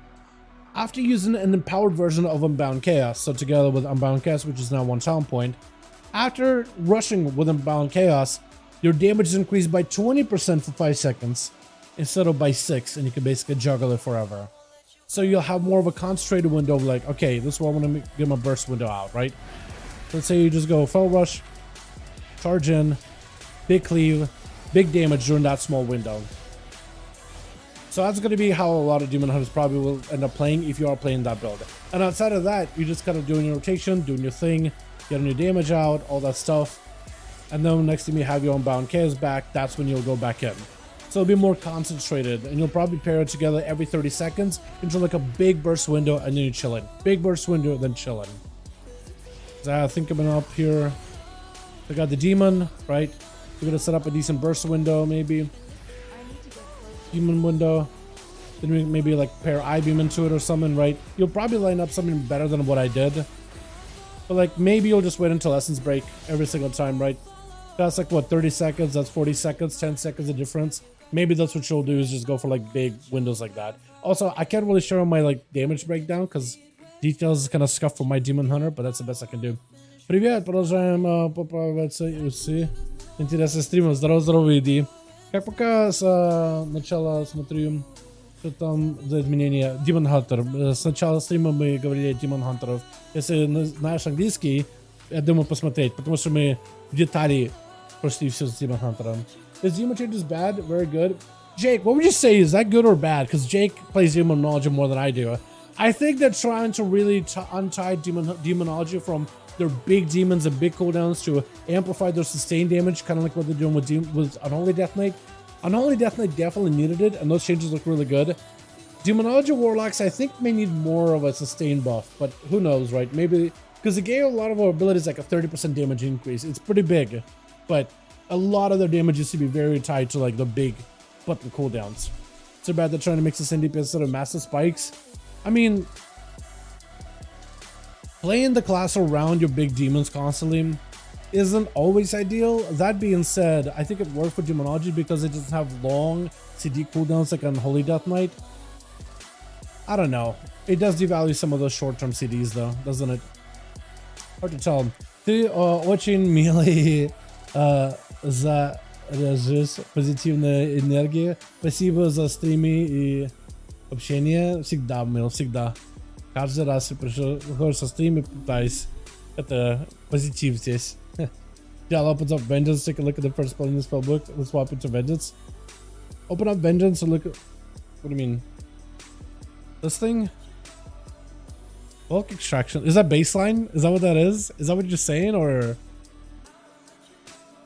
Did they make Bulk Extraction baseline? No way, dude. Hold on a second. What the hell is this? But yeah, that's Demon Hunter more or less. They're just saying hi, native tongue. Fair enough, fair enough. Is it now a stream looking at Demon Hunter? It's at the very beginning of the stream, yeah. At the very, very start of the stream. Like, yeah, hour 1, I guess. I'm gonna skip that song. Not expecting to either. Hold on a second. Is it just bass? Did we just get it? No, it's a talent. It's kind of bugged. It's kind of bugged. It still is a talented ability. Soul Bear and Bulk Extraction. They didn't change Vengeance, by the way, yet, and class talents haven't really changed yet for Demon Hunter, so that still is a work in progress. Alright, chat, we got Priest, we got Rogue. Took a look at the Paladin. Oh, Augmentation Evoker, that got buffed. AUG Evoker got nerfed, not buffed, nerfed. First time we see in real AUG nerf. Priest, Arasha. It's just Priest. Chat, what are your thoughts? Because Priest got a lot of new stuff. It's a big list. I'm doing Priest. It's a big, I literally convinced myself saying it's a big list. There's a lot going on. So Power Word Life now has an actual man. Oh god, everybody's here now. There it is. There we are, boys. Here it is. Here it is. So Power Word Life actually got a mana cost now. It's 2.5% instead of 0.5%. Interesting. Power Word Life cooldown decreased to 15 seconds. It was 30. That's really good. But its cooldown is no longer decreased when cast on target below 35% health. Power Word Life is only usable on targets below 35% health. Power Word Life is increased by 500, no longer increases the healing on targets below. So you could only use this on targets that are low. It's more consistent. You can't just like, oh, mistimed it, missed the opportunity. Oh, their health was low, let me hit you. Oh, someone healed them, lost the opportunity. It's only usable as an execute heal. I like this change. That's probably going to make it better. They made it stronger. Nice. I won't say no to that one. Don't hate it. That's okay. Discipline. We heard feedback on the Shadow Covenant and the talent tree in general would be more flexible and interesting if the Shadow Fiend were a more viable option. So, Shadow Covenant now grants a higher damage increase with Shadow Fiend. We also tied in the duration, with the duration of the Shadow Fiend or Mindbender to make using an escapable tournament more enjoyable. Finally, a reduced overall value of Shadow Covenant, in particular with Mindbender, achieved with some of the power dependence. Then it's just blink closer. Okay, so one of the things that priests have seen in 10.2 is a reduction to the amount of buttons you have to press every single time you want to get your atonement set up with heal, right? Like Schism, that is part of Mind Blast. Schism and Mind Blast are one thing now. You don't get to double Mind Blast, you'll now use Mind Blast to proc Schism. It basically replaces that window. So your smites, penances, all that does more damage, but Mind Blast now gives you that window, whatever. Same thing with Shadow Covenant. It's no longer an ability to use just instantly.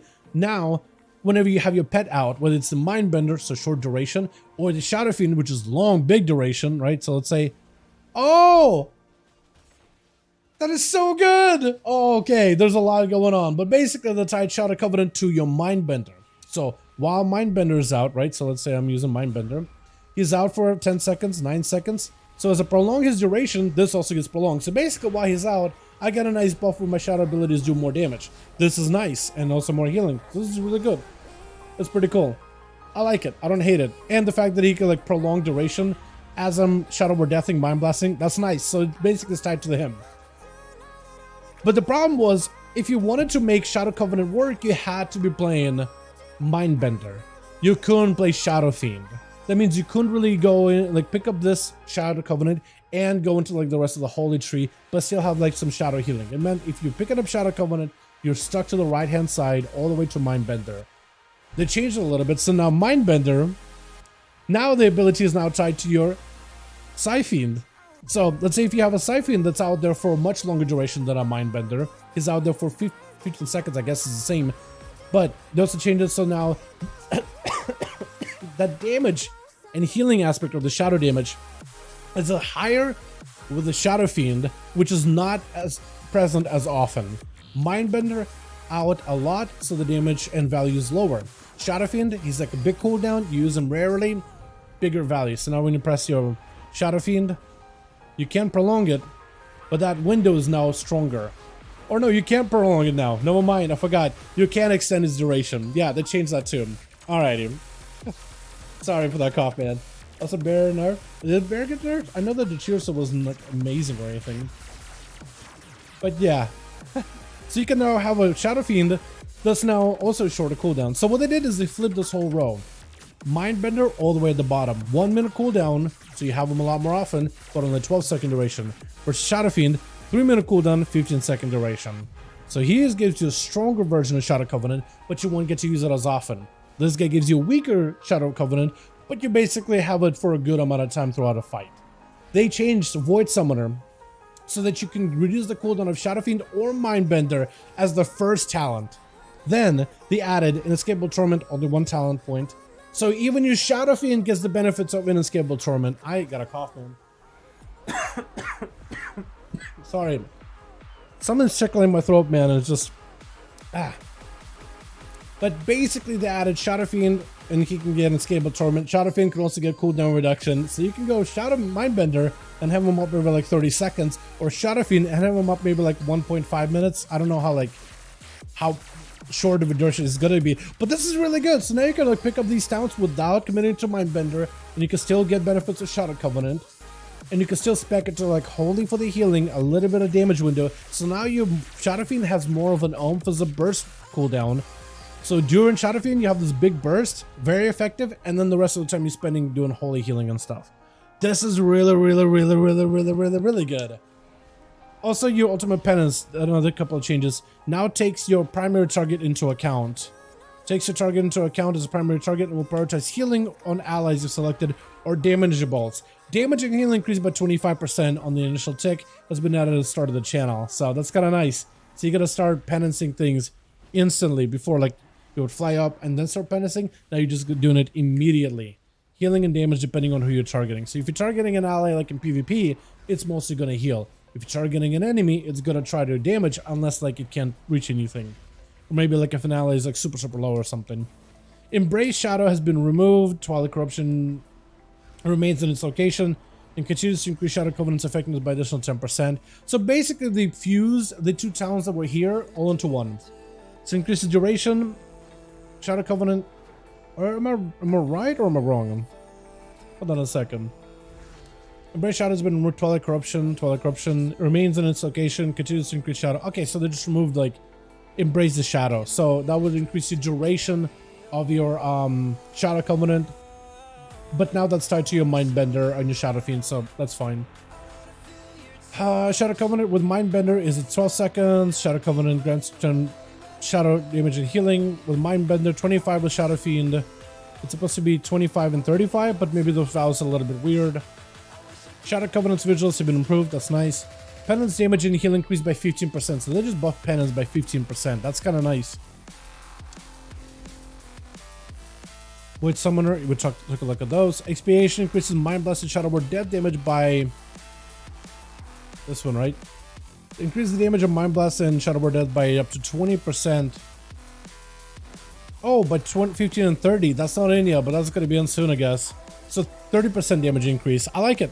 Wheel and Woe increases smite damage by... Wheel and Woe. This. Wheel and Woe increases smite damage by 20% per stack. And Power Word Shield by 10% per stack. So they bought that entirely. That's really good. That's nice. I like it. Okay, here it feels good now. I gotta take a look at that real quickly. But that's the Disc Priest. Good stuff in general. Shadow got nothing. Only Holy got new stuff. Alright, Holy. I like these Disc Priest changes, man. This class is already is starting to become my favorite healer. My favorite all-time healer. Big fan. Massive fan. Always fun. Like, this thing is just nuts. I love it. Alrighty, Holy. So for Holy, what's new? With Flash Heal and Heal buffs, Trail of Light was overperforming, so we're reducing its value to match the previous power level. We're also increasing the value of each point effects since it was an unpopular talent. Point effects? Pontifex? Is that how you say it? Pontifex? Is it supposed to be from the word pontificate? Finally, we make it Echo of Light period faster so that it's more responsive to damage. So prayer mending healing decreased by 5%. Cool. Prismatic Echoes then increases healing echo. I'm not really super well versed with Holy Priest, so I'm just gonna be looking at these things, kind of learning them themselves. So Prismatic Echoes then increases healing of Echo of Light by 4 to 8%, was up to 12, so that's a nerf. Echo of Light healing is decreased by 15%, so that's your Mastery is also got nerfed by 15% more or less, or its healing get nerfed by 50%. Divine Light, Dazzling Light. Divine Image. Okay, so that's your image thing. So Dazzling Light healing decreased by 35. Blessed Light decreased by 20. So they're really making the image a lot less good. Trail of Light replicates Flash Heal or Heal at 25% of value. So Trail is Okay, yeah, so it replicates to like the last target you healed. So that's a little bit less good. And Echo of Light now heals every 2 seconds and lasts 4 seconds. Was every 3 seconds, lasted 6 seconds. So the healing, I guess, is going to be more immediate. From what I understand with your mastery. I guess. I mean, that's probably better, so it's more immediate. Right? It's like its healing is like more immediate. So I guess that's good. Yeah, so I guess like if you're trying to get a bunch of heals going, like it feels like you're going to be a little bit more effective a lot quicker.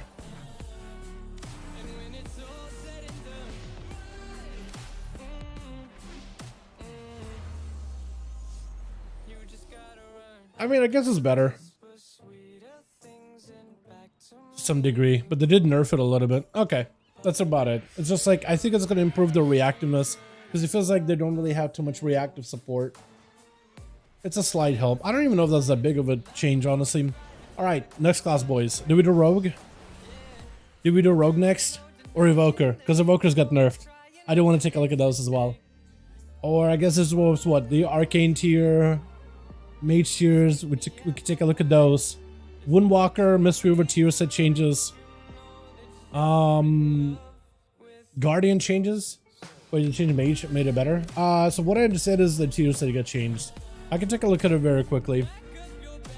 So Arcane 2 set has been changed a little bit. Fire tier set has also been changed a bit. Mostly nerfs for fire, but like I guess it makes sense, right? That tier set was looking kinda good. Kinda good. Alright, Arcane. Did we try to do a key in this guy last time? It just didn't work. Also, did they ever do a blue post of like, hey, so dungeons testing is up this week? Or have they not said anything about it? Let me go to Voldraken too. Not Voldraken, does our lore. Okay, it felt so bad. I thought it was like an okay tier set, but like a very delayed tier set, right? That missile thing was just, I don't know. It was maybe going to be okay numerically, but like it just wasn't immediate. Didn't feel that good in that way. You burst 600k. Okay, so their tier set change is suicide bonus. The duration of the forethought is increased for 20 seconds, so you still can basically grant yourself like what, 10% buff from clear casting abilities, but now it's a 20-second duration. That's going to be much harder for you to lose it because sometimes like, look, I'm just not getting clear casting procs at all. Right, just super unlucky. Spending a lot of my resources here, just trying to see if I can get the procs. That's kind of nice. 20 seconds better.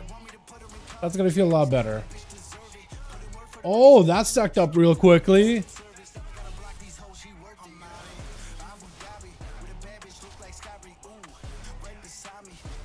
That's new.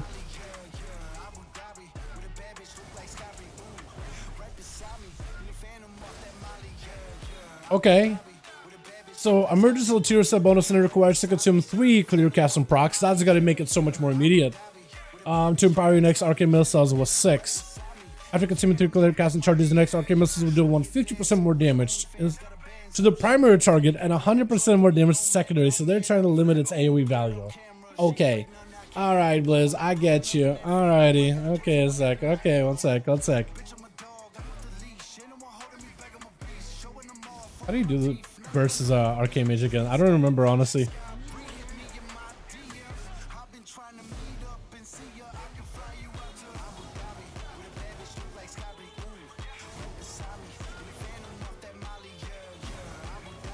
Okay, so my next missile should do a lot of damage, yeah? I probably should have touched the magic with it, though. I forgot about that. I shouldn't be doing that either. Wait a second. Yeah, I guess missiles can do now quite a bit of damage with this change. So you'll be able to at least have your missiles proc inside of your like big burst window. So that's going to be the best part about it. Let me see if I can get myself touching the Magi here. Because I got my proc. I'm just looking for that touch of the Magi. Please. Clear casting. Okay, touch of the Magi. That's gonna be kind of nice.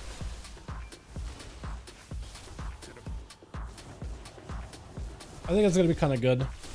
And I think we should play into like a barrage missile build again with this thing, with Arcane Harmony. That might be the play.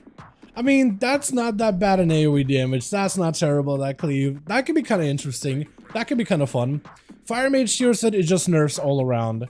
2 set increases crit damage by 4%. Oh, that's a buff. So baseline, 2 set got buffed. So as you use your Flame Strike and Pyro Blast and get crits, you get Searing Rage. Searing Rage now grants you 4% crit damage buff for 12 seconds, up to 20% maximum. So your crit damage can be up to 20 instead of like 15. But now, whenever you combust, oh, that's even better. Hold on. The critical strike damage bonus of Searing Rage is now 150 instead of 100. So I think you're actually gonna get like more. How much more? It was like 30% more crit damage bonus. All right, so we got 2 stacks. Now we got 5 stacks. 5 stacks, combust. 50%. 50% more damage as crit damage. That's kind of nice, honestly. I probably could have played that a little differently, though. Oh, wait, I messed it up. That's okay. That's okay. Now we're gonna get ourselves the big window. Now we're getting ourselves the big window. I mean, that's kind of nice. 50% more damage, crit damage. That's kind of nice. That's a lot more effective. I like that. I like that better. Oh yeah, that's gonna feel a lot better.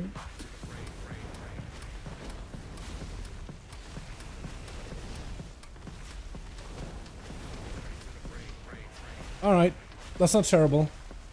I don't hate it entirely. That's a buff. That's, at the end of the day, that is a buff. Yeah, that's not terrible. I'm okay with this. I'm actually okay with this. That's nice. Okay, missiles? Yeah, they will basically split to a nearby enemy. So your primary target will take 150% more damage from missiles, while everything else like 4 more targets, or what is it? To primary target and 100% damage to all secondary targets hit. So yeah, AoE missiles when you build them up, but it's a lot faster to build them up. That's just a buff. Chat, what else we got? Evoker changes, Druid changes, Rogue stuff. Out of those 3, Rogue, Druid, or Evoker, chat? What do you guys want to see next? Because we done Priest, that was the big one. Rogue is a pretty big one. Shaman apparently got some new stuff. Lots of tier set adjustments though. And then Warrior stuff as well. Okay, okay. I see Slam buffed by 25%. What am I looking at? What am I looking at? Who's using Slam? Is that going to be a button to use at all? They nerfed Rallying Cry. No. Oh no. Emergency tier set for Prot.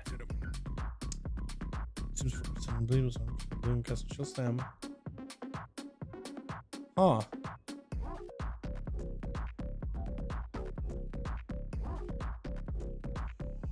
Warrior tier set is so good now though. Hold on a second, boys. Hold on a second. Warrior tier set is nutty. Hold on. I kind of want to take a look at that next. Okay, let me do Warrior real quick. That would be the fastest one.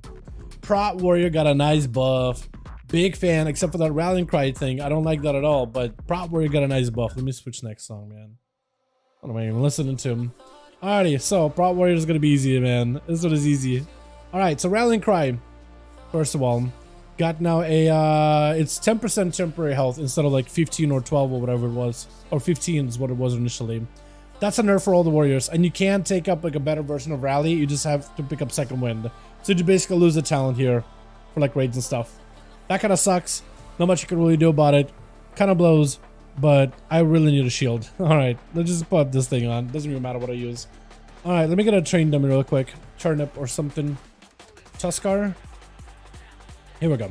So Prot Warrior tiers get changed a little bit. Spending rage causes your next shield slam to consume bleeds partially, dealing 40% of the main damage to the target. So we have a damage here. It's not 100%, it's 40%. But then the warrior gets the damage buff from that tier set. It used to be a debuff that is put against the target, but now the warrior gets it as a damage personal buff. That's nice. So that's a damage buff that you can hold on to and use in dungeons. That is real good. That is really good. So now you can just maintain a DR personal. Not a DR against the target, but a 40% DR. That's huge. That's awesome. And for each bleed that's consumed on the target, your damage taken reduced is increased by additional 2% when shield. So basically, if you have a rend and your normal bleed it is like 10% DR, 14% with those two. When Shield Slam consumes a bleed, the cooldown of Thunderclap is reset, and the cooldown of Thunderous Roar is reduced by 3 seconds, was 1 second. So you can use Thunderous Roar a lot more often as a bleed ability. That's really nice. That is real nice. It's like if I charge in, right, do your thing, put all the bleeds, everything is active, go for like big Shield Slams. I mean, that cooldown reduction on this thing is nice. 3 seconds is nice. That is so good. Did they fix the trinket, by the way? I think they might have. I think they changed it. I think they did fix it. Yeah, so that DR is real good. I'm a big fan. I'm a big fan. And the cooldown reduction on this to make the bleed playstyle thing work a lot better, it's nice. The thing is, Fervent Bite though, the bleed consumption mechanic for damage is a little bit weaker. But honestly, like, you're a tank, right?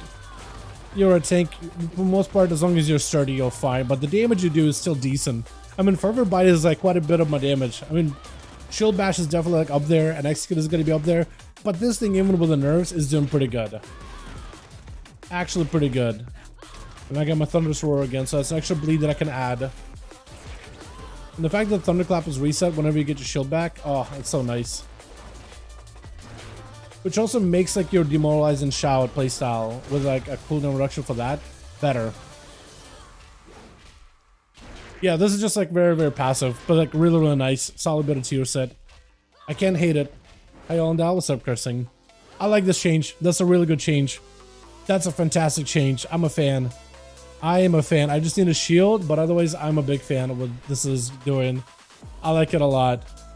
Wow. The Rallying Cry one is kind of sucky. I think it's going to hurt warriors and raids in general, or like stacking multiple warriors. I think you just got to run... Well, maybe you... Oh, these buttons are different, chat.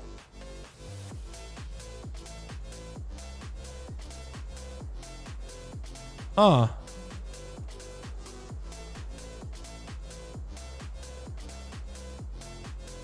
Cool. They're still a little different. Neato.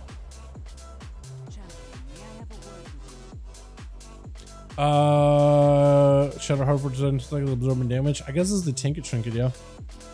I actually gave it like an icon and everything now. This is a good change though. I like this one a lot. Prop Warrior one is good. I just gotta get a shield. And I guess I can... Let me just go buy a shield real quick from the PvP vendor. Just so I can like actually just have a shield for like whenever they do dungeon testing. Because I want to play this in dungeons. This looks like it'll be really fun. As long as you're pressing Shield Slam and as long as you're spending Rage, you just get 40% DR. Maybe like defensive stance less mandatory and you can go back to battle stance, but like 5% damage give or take. I don't think that's going to be necessary. That DR though is also like just all DR. Magic damage DR is going to be really good. Just flat amount of raw DR. It's not just physical. The magic damage is what really kills warriors, but like between shield block and this DR now, that might be nice, man. That might be real good. Where's the shield? Here we go. And we got a real shield. We can work with this. I like this a lot. Wait, do we have new stuff here maybe? I don't see it except for like the new weapon, which I guess I'll try using. Honestly, I need the thorn one as well. Hold on, let me see if I can grab all of them. Where's the fist weapon? There it is. I think that might be worth running as a prop. 100,000 nature damage over 15 seconds. What? Wait, I guess this goes with haze, doesn't it? Yeah, it does. Yeah, it does. Oh, maybe we just run this, man. Cheese it out. That could be really good. Alrighty, then we got what? Rogues, Evokers. Chat, between those two, Rogue or Evoker. I want to do last one, and then I want to go get food and get some work done. Probably going to be going over a lot of these changes. A little sad the Demon Hunter changes are not fully in. What's up, G? Oh, what class you want to see next, my guy? We got Rogue, we got Evoker. Evoker nerfed, Rogue changes. Not buffs, but like, it's a mix of both, I guess. You know what? I was even thinking of not streaming today, man. I was thinking take a break and then come back tomorrow for like the raid testing and dungeon testing. But this is actually so much fun. I'm enjoying this a lot. I'm glad I popped on. I was late and I was thinking, nah, I'll just call it. But then here's the PTR. I'm back from the past. I really like the look of Demon Hunter. Like the direction they're going. Maybe main worthy soon. Hopefully the numbers tuning is good for them, man. Hopefully they get some favorable tuning. We took a look at Prot Warrior while you were gone. Prot Warrior tier set looks good. Rallying Cry is nerf for all warriors, but like Prot looks great. Prot tier set is going to be nice and tanky. Warlock got some new tier set adjustments, which are mostly good. We'll see how they play at the end of the day. There's Shaman stuff, Rogue stuff I haven't taken a look at. Priest stuff is good with this specifically. Holy is just, I don't know, just not really super impressed. Paladin stuff, like reducing the cooldowns, but increasing the base healing. Mage tier sets a lot better. I like those buffs. That looks really good. Change summon Warlock. So they changed the tier set for destruction where every one of your... So now the tier set plays around Dimensional Rift. So now you have to play the talented Dimensional Rift.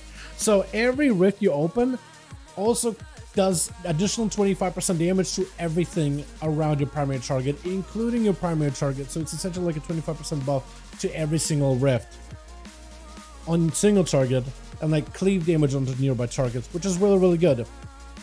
That seems to work on single target right now. Maybe it's a bug, but if that's the case, then it's just a nice buff.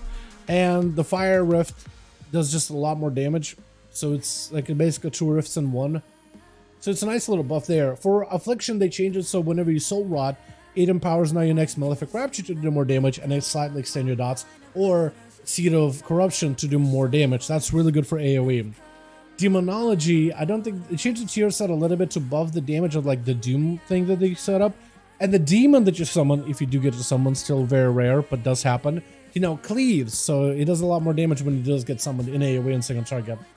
So the Gate Rift, passive AoE, yeah. The Cataclysm, single target. I mean, so there is a playstyle now around like Immolation Aura, which may make Cataclysm better in AoE, right? You'll Cataclysm, because then you'll apply Immolations on everybody, and every single Immolate tick has a chance to just refund your charge of your Gate, or Rift. So maybe you'll play that, but they also buff the damage of your Rain of Fire, so we'll see. I think Cataclysm got to be a button somewhere else, not competing with Rain of Fire, in my opinion. I would love Cataclysm to return. It's a cool button. Rain of Fire doesn't get buffed, so yeah, that's what I was thinking too. Let's take a look at the...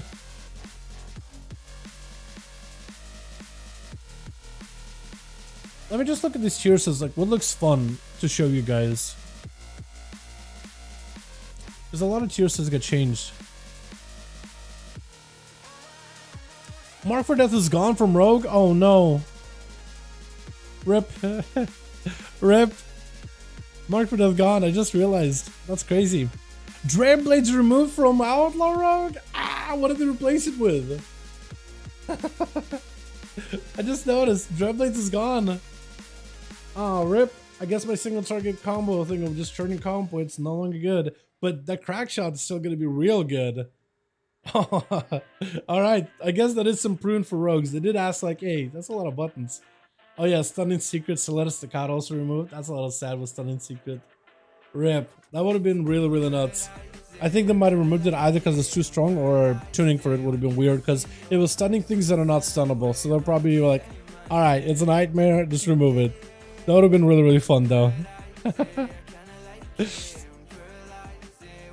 I think it'll still be fine. Copium, copium.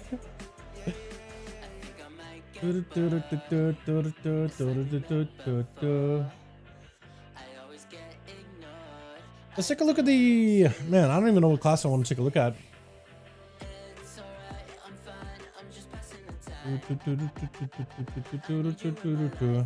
Let's take a look at the Monk, man. That's another class I haven't looked at in a while. Let's do Monks. So Monk tier sets are going to be slightly adjusted. Jade Serpent Statue Soothe and Mist healing is increased by 40%. So that statue healing is a little bit better. 46,000 over 7.2 seconds. That's not terrible. I think they're really trying to make it work. Trying to make it good. That might... I would be very surprised if like Brewmaster runs it for any reason, but that would have been really, really cool. We go to like an actual area with dummies or something. Need like an intellect weapon here. Do we even have one? Okay, let's go to Orgrimmar and we'll get ourselves an intellect weapon.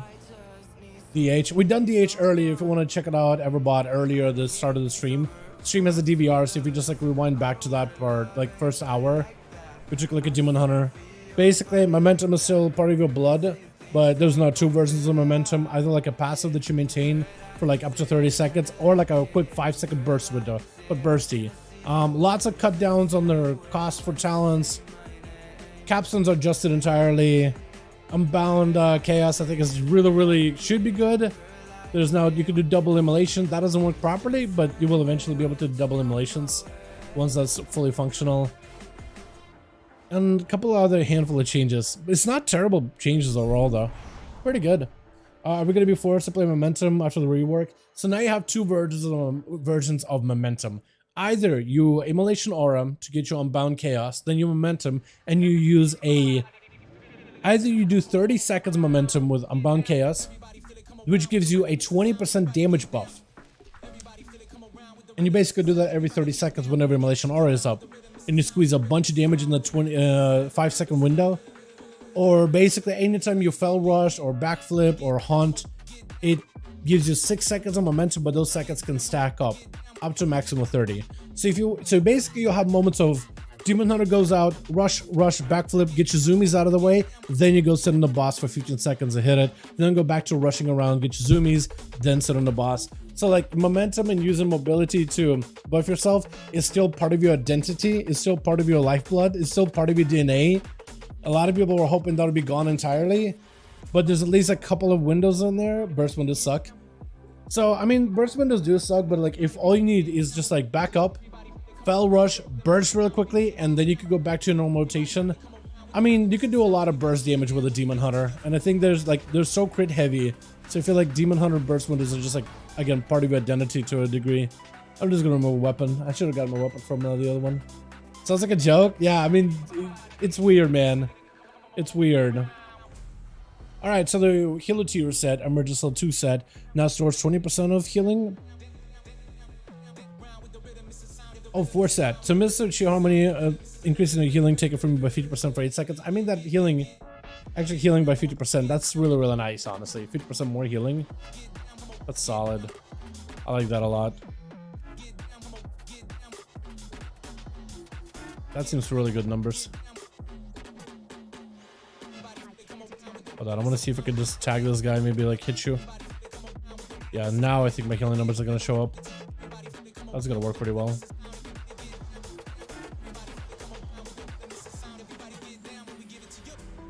What healing is it doing? Ah, that's not a lot actually. I think it's bugged. Actually, I think it is bugged. But tier set now stores 20% of all healing instead of 15. 20% of all healing due to targets which your harmony stored when dispersed evenly. I don't know. The more I play with it, the more like, yeah, it maybe is gonna be okay. Maybe it'll be fine. But I don't really know. My Nan would have done a better job. She hasn't played WoW yet. The zooming method is the best. Yeah, I think you'll probably just go through it, get some zoomies, then you'll go do other stuff, right? That's probably how you'll end up playing it. Who knows, honestly, though. It's hard to tell, man, you know?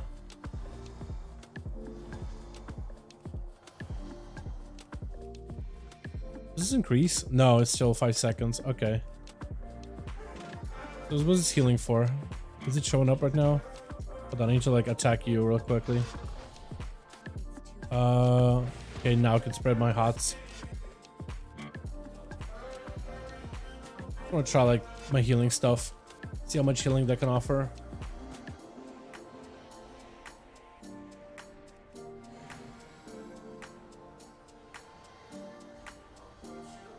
Or is it just stop counting? Okay, as soon as this, I gotta have someone like to keep me in combat, I think. Or you, that'll probably work, right? Or just keep you in combat. I could just heal you too. That'll probably work. Yeah, I think it looks like it's tracking properly now. So then can I see how much healing that's doing? More or less. I like the top end. That kind of bugged out. I think that's gonna end up doing maybe like passive healing numbers, but it's hard to tell, man.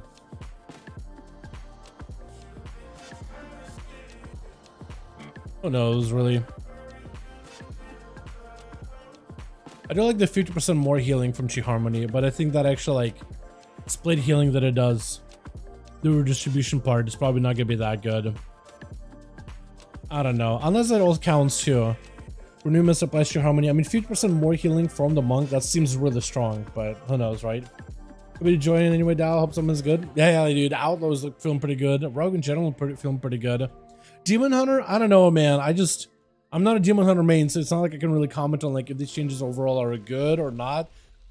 It's just weird. I need to talk to like a DH main, like break it down for me, you know what I mean? So I can get a better idea. But I just have no clue. Windwalker tier set has also got changed a little bit. We're continuing to, what is it? Let me read this real quick. Song 2. We continue to monitor the set bonus and the feedback of the Windwalker tier set as the auto attack trigger was not accomplishing the intended goal of providing Windfoot. The change to Windfoot now? Used to be Ebb and Toes. Back to feet though. I like it. We can work with this. Only during lulls and acquired points of the rotation. We've updated the bonus to trigger off of all melee ability damage and normalized trigger frequency. So tier set now reads: melee attacks have a chance to make an X spinning crane kick free. Free spinning crane kicks grant you blackout reinforcement, increasing damage of your next blackout kick by 150%. That's got buffed. Blackout reinforcement, supposed to be Windfoot, empowers blackout kicks, reducing the cooldown of Fist of Fury, Rising Sun Kick, Strike of the Windlord, and Whirling Dragon Punch by 2 seconds. Interesting. Windfoot to be consumed. I guess that's the buff that you get from the 2 set, yeah? Yeah, that'll work. I mean, that proc? No, I need like the other proc, don't I? There we go. So as basically as I'm just doing stuff, there's a chance I'll get a proc for the Windfoot or whatever. That should be higher, hopefully. But we'll see, yeah.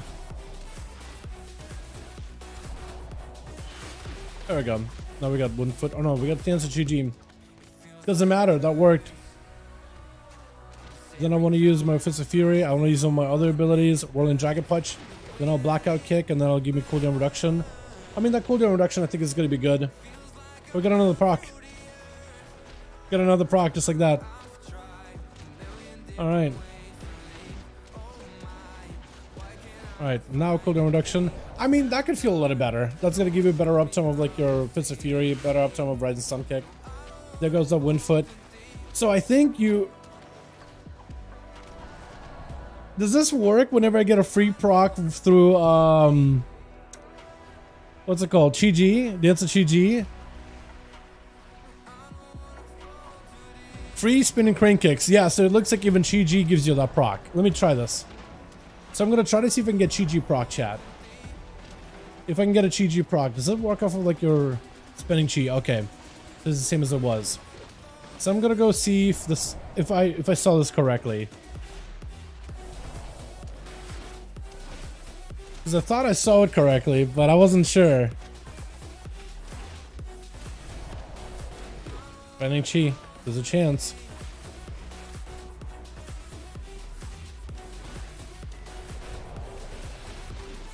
It's taking forever. Okay, it's not working. Blizzard Ebento's Blackout Fortification 1 foot. Yeah, somebody out there likes feet, but it's okay. I was fine with that with the ability named Ebento's. Like, not even joking. Okay, so we got free spinning crane kick. Yep. So free spinning crane kicks, whether from the tier set or from a talent, grant you blackout reinforcement. It doesn't matter how you get a free spinning crane kick, as long as you get when you get your tier set proc. So this one is gonna make you want to play into Dance of Chi-Ji again. And fish for those procs. Like that was also Dance Chi-Ji, I think. Or maybe that was Windfoot. Windfoot. I don't know if that's supposed to be like that though. I don't know if it's supposed to work off of Dance, but it seems to work off of Dance. Well, either Windfoot or Dance. There's another proc. From Autoin. Alright, interesting. Interesting. I don't know if that's normal or not. Maybe that's okay. Maybe that's supposed to. Fixed an issue that prevented Dance. Oh! That's normal. They said fixed an issue that prevented Dance of Chi-Ji from granting blackout reinforcement. So yes, it's normal. That's intended. That's an intended mechanic. Okay, good to know. One foot that triggers off of melee abilities in addition to auto attacks would have been shifted in a normalized proc model. Okay, cool. It's a pretty low proc chance by the looks of it, but at least it's procking. So like, who might have blow against the wind here? Windfoot? Oh man, the proc chances for these are tiny. You see this? Hold on. Chance of GG 8%. Windfoot, I don't even know if that one proc there at all. What about this? We do hitting stuff for a while. Yeah, tiny proc chance, man.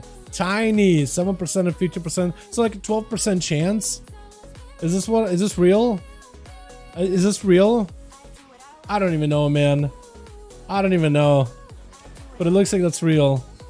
I have no clue. Alright.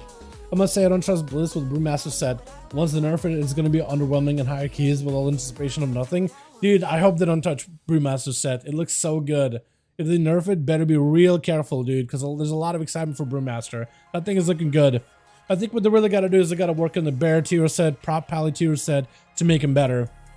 Speaking about underwhelming tier sets, by the way, Guardian Druid's rage generation scales exponentially well with large number of targets, often resulting in resource saturation. This adjustment in Blood Frenzy meant to tone down rage income. And the true set, Dream Thorns now absorb 25% of all damage dealt to you, was 10%. Dream Thorns duration increased to 45 seconds. Okay, so at least they're buffing the true set of Dream Thorns to be a bit better. Now it absorbs 25% of all damage you take. Does it still like get like superseded by your Ursocks though? Because if it gets superseded by the Ursoc absorb, that's still going to be a little bit lame. But the 45-second window gives it a little bit better value. I don't know, man. I feel like that needs to be just 50. 50% of all damage into a shield. Make it look really, really strong. Like a big absorb shield could be nice, but it is creating a pretty toxic playstyle when you want to spend like as much healing abilities and damage abilities and spam out through your armor really quickly to build up a Thorns buff. But like, I don't know, man, maybe they'll make it a little bit better. They also nerfed the Scenarios guidance a little bit with Tree of Life. So increase the cooldown reduction of Tree of Life with Scenarios guidance Grove Guardians. But they made it so you no longer summon a Grove Guardian at the start of Tree of Life. And Grove Guardians now present as totems on your bar, so you can see them a little bit better. How many you got? That's kind of nice. That might be really good for like weak warriors too, because you can track them properly. That could be really good.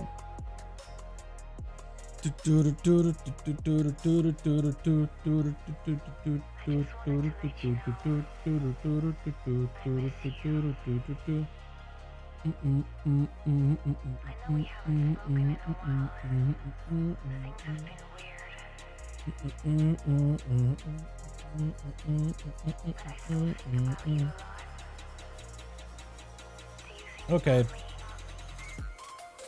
There's a lot more for me to go through, but I think I'm gonna go get food now, chat. And tomorrow, we're gonna do dungeon and raid testing. I don't know about dungeons. I don't know if those are active right now, but I definitely want to do raid testing whenever that's available. And I'm hoping that they'll do dungeons as well tomorrow. So that's what the plan is for now, boys. Maybe log in like an hour before raid testing. It looks like there'll only be one boss Thursday and 2 bosses Friday. And then hopefully we'll have... Oh, I thought I was monk and I thought I was about to roll, but I leapt instead. That was weird. Disorienting a little bit. Forgot which class I was playing. But yeah, hopefully they'll have dungeons available by tomorrow. After the raid testing or maybe before raid testing, but I do want to be on a little bit early in prep. Just run for food. Have a good one, man. Yeah, I'm gonna get some food myself. I do want to take a look at these class changes, probably compile like a video together of everything that's new, because there's a lot of good stuff, man. Some of these tier set changes are looking real good. Demon Hunter early stuff looks not too terrible. Rogue stuff, they're trying to scale us back a little bit, but I think it's still gonna be pretty good. Actually, hold on. I do want to try Rogue again. I do want to hop on that for a second. Which one is it? This guy? And Zulazar, Dalaran. Not having Mark for Death is gonna kind of be lame. Don't like it. I miss Mark for Death. And Blade Rush in a row. Okay, they just separated the two. Alright, so this is Blade Rush. That's never gonna get played. If I can help it, never gonna get played. I think Ghost of Strike will though. Having only deeper strat kind of sucks, but like what can you do, man? Oh no. What? It's 3 points. Okay, I have no idea how the left side is looking, how it's giving me -2 points, but there it is, man. It's all bugging. It's bugging out real badly. Oh my god. Wait, I can just keep right clicking and it just keeps tagging on points. That's not how it should. Okay. They gotta remake the left side of the tree again. Oh yeah, they gave us a shorter blind, by the way, for AoE blind to all specs. That's interesting. That's kind of fun. That's neat. I don't know how well that's gonna work, but there it is.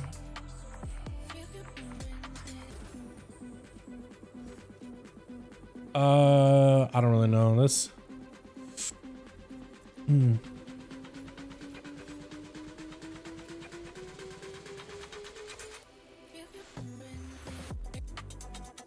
Is that how that was before? I kind of messed it up. Okay, whatever. All right, and the class tree and not having trouble, it's gonna be weird, man. But yeah, I don't know what they're gonna replace with this here. That was like the AoE blind ability, but that's gone. Yeah, let's see how this plays, man. That Dreadblades or nothing, or Mark for Death. Also, I'm not getting the deeper strat value, am I? Okay, I think I gotta rework it entirely. Alright.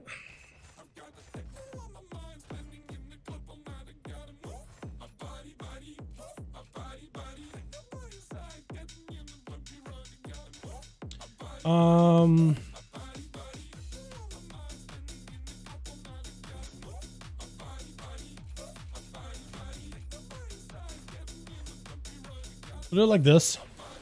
So we remove deeper strat out of my setup. And then we'll add it. And that should fix it. So we get 7 comm points. It's bugging. There we go. Now we actually have it. Now we actually have like finishers and stuff, and it's all kind of fixed. So that works out. I wish I had a drone rush, but like what can you, I guess I do still, right? I guess I still do.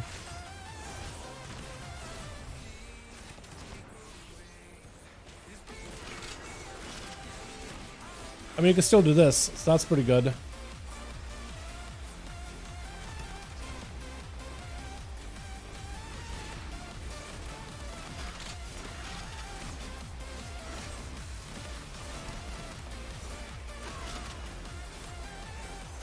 Probably did a little early.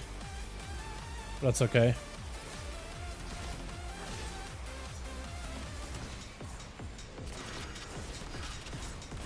We can still do this. That's pretty fun. Big between the eyes windows. And really bursty still. That's what I was really like worried about. Is like, huh, can you still do this? No, you still can. You're chilling.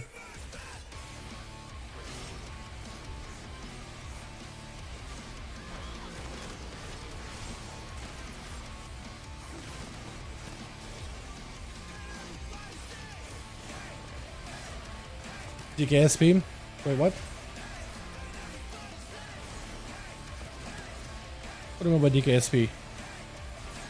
DK Shadow Priest?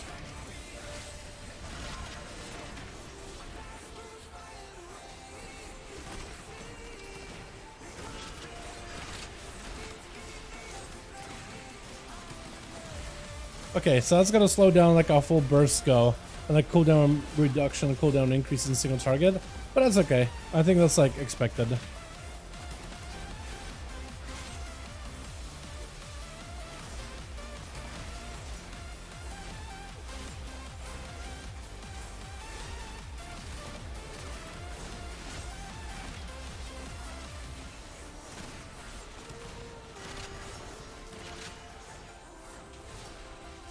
That was so fast paced.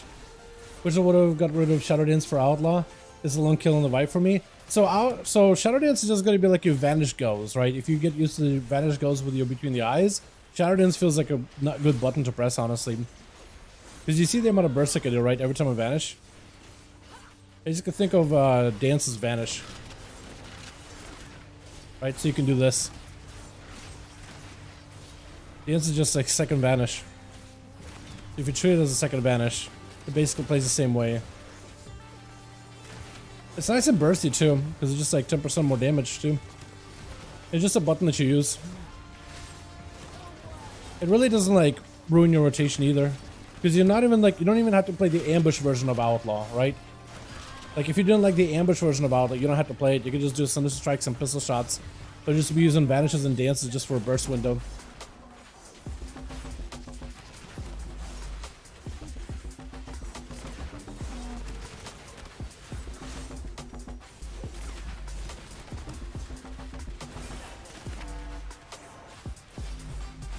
You know, playing with Deeper Strat is now starting to feel a little bit better. I like Mark for Death and how fast-paced that worked for, but this feels okay.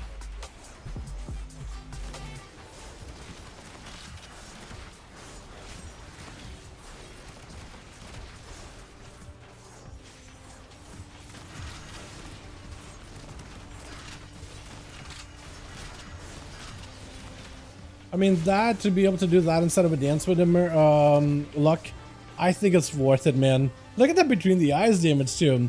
They did reduce the amount of damage you do with your dispatches though, whenever you use crack shot. It's 75% of the damage instead of 100. So at most you'll be able to get like, let me take a look. So at most you'll be able to get like a 99% hit. If I buff myself up, it'll be like over 100 though. So like 100k here, and what looks like 57k, which was like 70. So it's 150k crit instead of like 170. It's still really good. Or maybe like, hold on, maybe I could just try this out and like see exactly how much damage it does. I'll do like single target.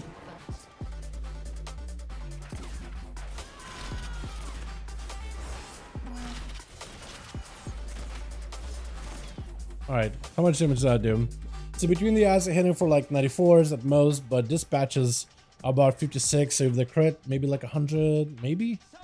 That's like oh, that's the crit version. That is the reduced one. So like if it all crits, about 150, yeah, about 150. A little more than that, but basically there. That's not terrible. It's still really strong. I think makes dispatches a little bit better, but the crack shot, they're trying to like lower it down. Like, okay, don't go out too much value. Have you been able to try the Holy DK changes? I've heard they fix small mob encounters. Yes, I haven't really got to try on Holy now. I do want to get a Death Knight set up this week though. I think if do you guys have a build you want me to try for DK? Just because I do want to go get some food real quickly. But now that I got it here, Luck, do you have a build, man, for me to recommend? Because I haven't really given it a go, and I didn't mean to. I played Frost last time. Frost was awesome. Chill Strict is great. I'm a big fan. Big fan. I didn't think I'd like it as much. It's very non-intrusive. Not really all that intrusive. It does have a little bit of a desync thing with your Pillar of Frost windows, but it kind of resyncs up eventually. It's not bad. As for Unholy though, I don't even know. I guess I should make a build that like people are using sub-creation or something and give it a go like that. It's been a while since I played Unholy, man, so I need to give it more of a shot than I have recently. But what would you recommend for me to spec into? Like, looks like there's a build that goes into a Defile, but not all of them. They play Reaper, some play Reaper, some go Garg. Honestly, don't have a build. I might be rolling DK. All right, let me go and get like the most popular build then. I'll just try to see if I can apply it, and then from there I can maybe make adjustments. So it looks like they just go into these two capstones, and the rest of the stuff doesn't really matter too much. It looks like they are playing Plaguebringer. Some are playing Clawing Shadows. I wonder if there's too much of a difference. I might do Clawing Shadows because they buffed Clawing recently, just to give it a try. And Mages definitely have to try because it's part of my tier. Unholy Blight and Defile, that seems to be the play. And they don't go Gargoyle here or Reaper. Instead, I almost want to try Deathcoil Cleaving just because they buffed damage with Deathcoil recently. They don't go Secondary Pet, they don't go anything. Maybe I go Festering Swordsman if I'm playing into like Clawing. And they go deep into here. And that's about the build it would play.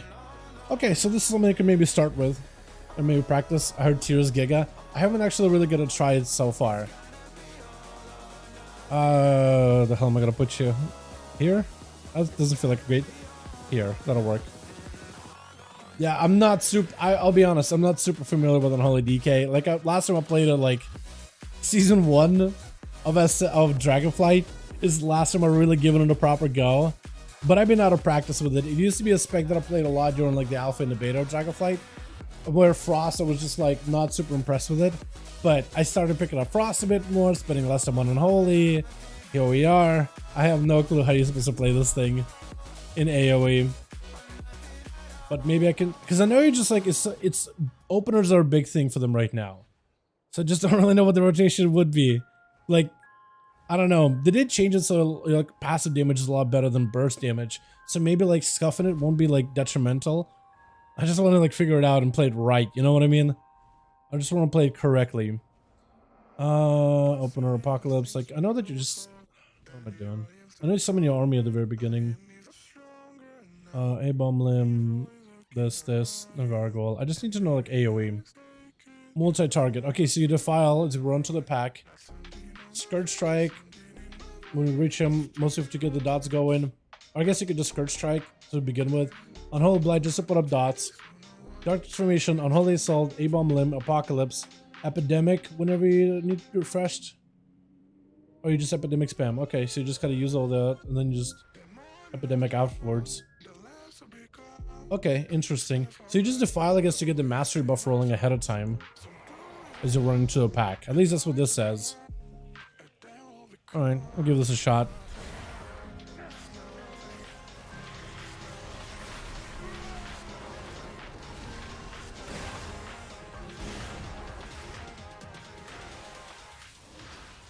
I'm not sure if I'm playing it correctly though, to be honest.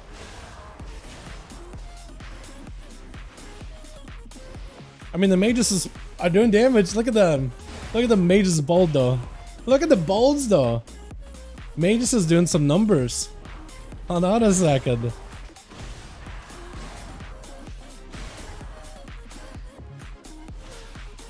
I mean, these homies are doing numbers. And I feel like the more mobs I'll be hitting, the better. They'll probably scale better with like more enemies anyway. That's not bad. And look, my stuff is coming back up real soon. So I can get myself a full army again. I go for a couple epidemics while master buff builds up. Then my pet's just gonna cleave for a bit. That's not bad.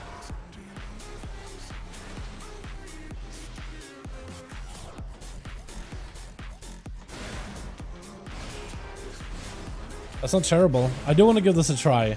I think a big AoE pack, this would be really good. But who knows? Version Stores does a bit too. I wonder if that has better scaling in like AoE. Okay, one other thing I do want to try is maybe, because I don't know what kind of build you would want to run. Like big AoE, small AoE. What would be like the most hybrid AoE build? Okay, so they recommend running this and this. I guess I'll give this a try, man. The dot build. Then there is a Mythic Plus version with Bursting Swords to deal extremely high quadratic scaling AoE damage. Okay, so Bursting Swords is just for a really high quadratic scaling, but this one will be better for like constant AoE. So we'll look something like, I don't know, like this. I think I need more haste though.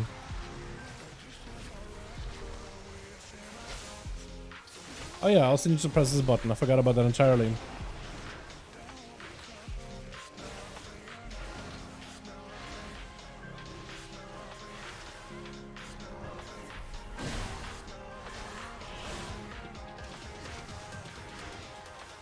That is a little bit better though, with dots. Unless I'm actually made sure to press my Unholy Assault. That's a lot better.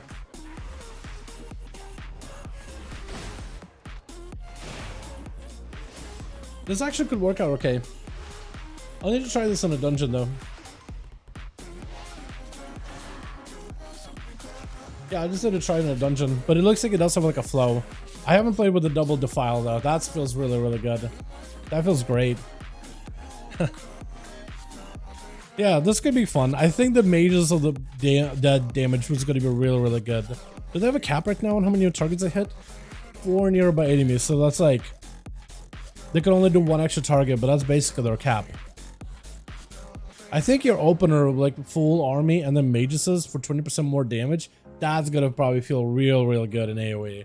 And I think if you could pull like big pulls like Ataldazar golden boss, right? Pull the ads onto the boss, just cleave him down, do that epidemic AoE. That would probably work really well. The dungeon in the Warcraft will probably do really well with like the kitchen area with that one gluttonous boss guy. What's his name? What is his name actually? Rawl.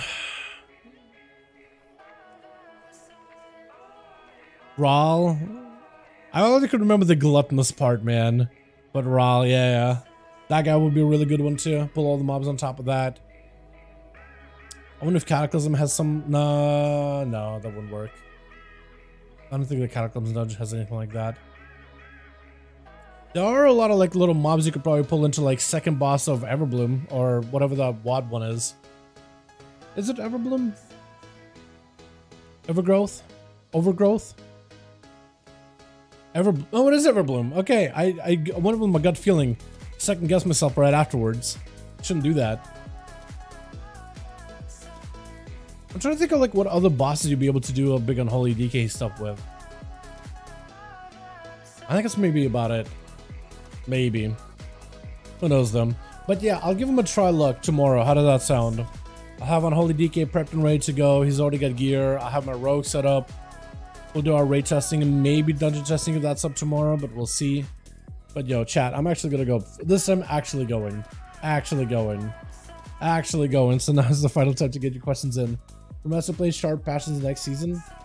Do they? I thought you would play the breath build, because that breath, I mean, that's more direct shield healing or whatever.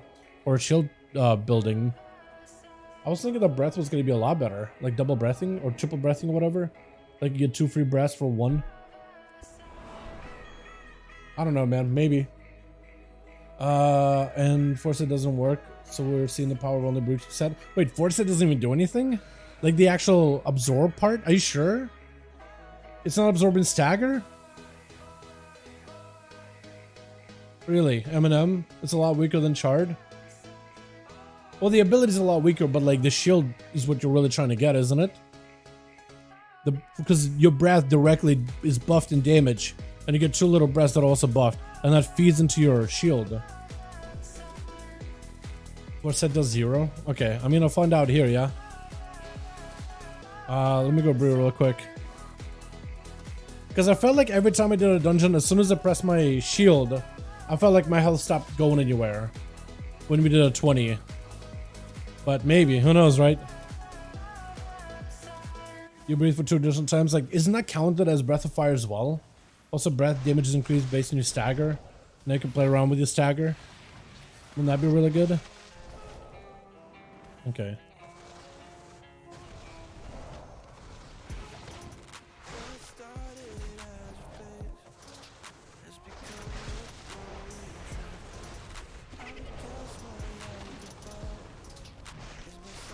I also need to do a better job of just breathing.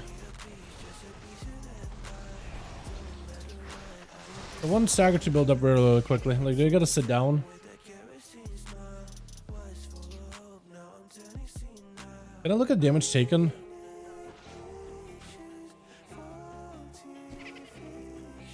Okay, so you can see my damage from stagger, right?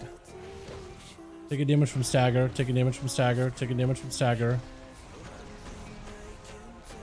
Stagger, stagger, stagger, stagger, stagger, shield. I'm still taking damage from stagger, but is this depleting? Oh, I think you're right. Yeah, it doesn't look like it's depleting. At least it doesn't look like a tooltip is depleting. Huh. Was it like that last week? Because I felt like my health just stops moving. And we were just getting into like some really hairy situations last week too. Like we were trying to like basically get ourselves killed. Alright, let's do a big pull. Alright, shield, and we're chilling. Like health just stops moving. The whole time. No way. Then what the hell is keeping me alive then last week? Is it this? Because I purified a bunch and then got myself a fat shield? Is that what we were looking at?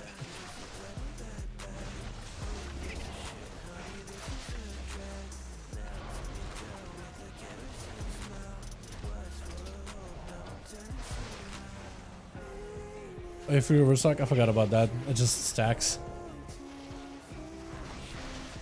Is 80% healing from sharp patches so much more healing Dragonfire?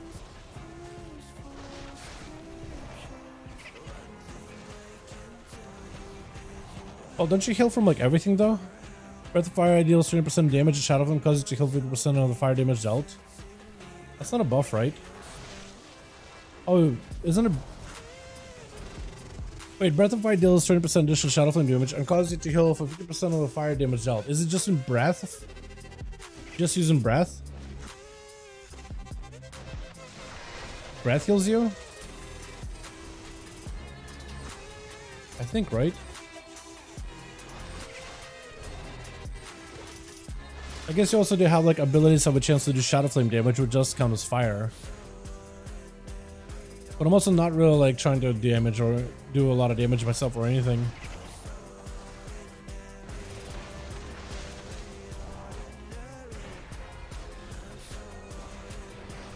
Yeah, so if I just like do this. Yeah, this shield doesn't really like go anywhere, so it doesn't look like it gets consumed. That's unfortunate. That kind of sucks, man. So is this the healing that's keeping me alive then? Maybe it's like the purified big shield or whatever. Like it's probably gotta be, right? Like this absorption is increased by 60%. That's what it has to be, right? This is this shield and then just self-healing. Yeah, because stagger is just, it would be consuming the shield. Or maybe it is consuming the shield, but it just like the number doesn't go anywhere. I don't know. I have no clue. I guess the only way to tell is maybe like weak auras or logs. Remaster is the best. I think that tier said like if it looks like the 4-set wasn't working, but it really feels good even. It feels really tanky even with the 4-set not working, at least in a 20, right? 20 Wakecrest 45, that felt great when we did it. That was awesome. Yeah, I mean like it felt great. I guess you are right. Yeah, it's not really capturing on details here either. It's only Celestial Brew. But I guess the reason why it wasn't on here on details is because details has no idea how to track it because it's a new thing. That's what I guess initially. I thought, well, every time I press Celestial Brew, I felt like my health just stopped going anywhere, freeze. I thought I am just like Celestial Brew, taking damage to me. Stagger just goes into the second shield, and details just can't track it because details is just bugged. Well, I'm running like a jailbroken version of details that's broken by the mod author back during like alpha and the beta. It's not entirely always accurate. It's mostly good, except for abilities that it's not really sure what to do with. Sometimes it assigns them, sometimes it ignores them. I'm not sure. So that's what I guess what was happening, but that means like if that's true, then this is accurate. Then I basically didn't get a value on my tier set at all. Unforge. 50% of the fire damage you deal is healed. That's Charred Dreams, yeah. That'll be Charred Dreams. That seems to be capturing properly.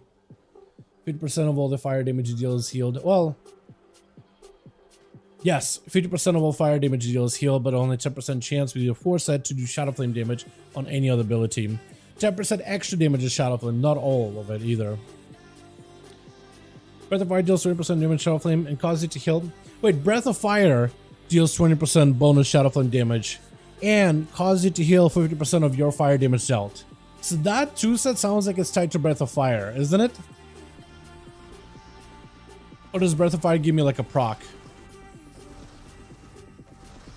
Or is it just like an extra bonus like passive towards Breath of Fire? I just don't understand. You know what I mean? Like the way it's worded, it sounds like it's linked to Breath, the 2-set. And then your Shadow Flame attacks contribute towards like that Shadow Flame damage into Celestial Brew stagger shielding. Does this make sense? Like at least the way that it's worded, right? Like am I wrong? Because it says Breath of Fire deals 20% more damage to Shadow Flame and causes you to heal for 20% of your fire breath damage. Breath of Fire does this and does this. Like am I wrong? It's worded poorly. Okay, let me find out, I guess. Alrighty, hit me. I do have a fire ability with Exploding Keg. You can see like when I heal Expel Harm, it's tracking it properly. I'm gonna take a bit of damage. I'm gonna sit down just to have like crit me a couple of times. Hit me really hard. Do your thing. Alright, so I'm gonna throw Exploding Keg. That's all fire damage. Yeah, it does heal me. Because I didn't press anything else. That does heal you.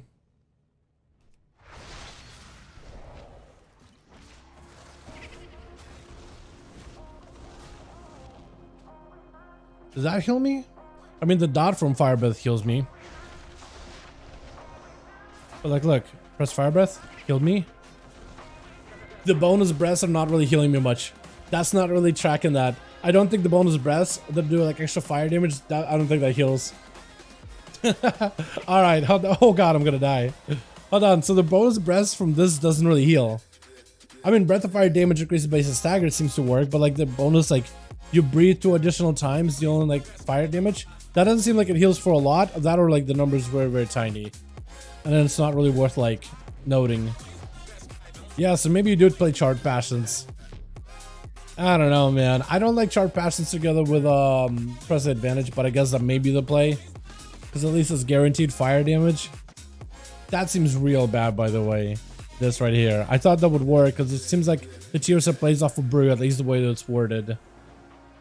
But I guess that is wrong. Entirely wrong. Why not? I have no... it just... Because it works off of Spin and Crane Kick, and you don't really want to press Spin and Crane Kick if you can as a monk. Not while you're playing Press Advantage, because you don't auto-attack inside of Spin and Crane Kicks. Like, if you did, that's fine, but if you don't. So it's Blackout Kick, Spin and Crane Kick are the ones that give you damage, and the only time you really get to use Charred Passion is when you use an Exploding Keg. That's really about it. Which is kind of the sad part. That's like when you do get a proper heal. Otherwise, you don't really want to use it, but that healing is solid. It's out of the window. Like, if you look at the monk Discord, it's like it's pretty notorious. So like, hey, don't. If that's what you're doing, you're gonna kill yourself because you're not getting those brew cooldown reductions. Because look, building. I start spinning. I'm in melee. I'm in position to auto attack. It's not auto attacking. So you're losing out on the defensive value of the tier set or the talent entirely. Just completely losing out on it. So you don't really want to use it if you are trying to actually tank. I know it may be weird.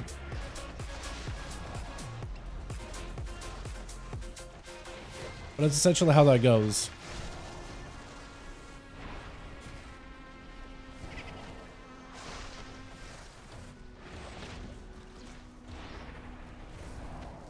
Yeah, that's actually is doing much better damage than.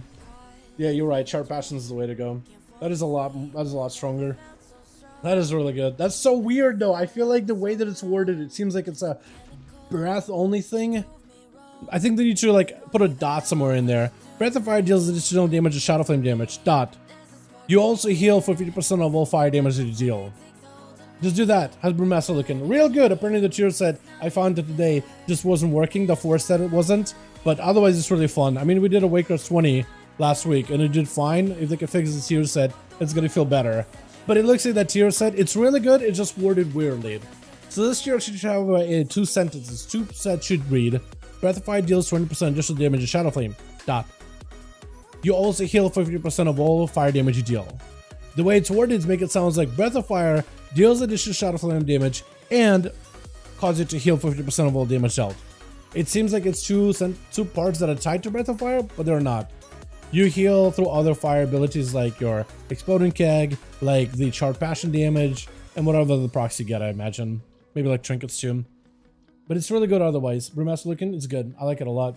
I had released a class tier buffs nerfs. Seeing main tier getting cut by 50% is just getting really tired of Blizzard pandering to 50% of the community. Wait, hold on. Which class got nerfed with 50%?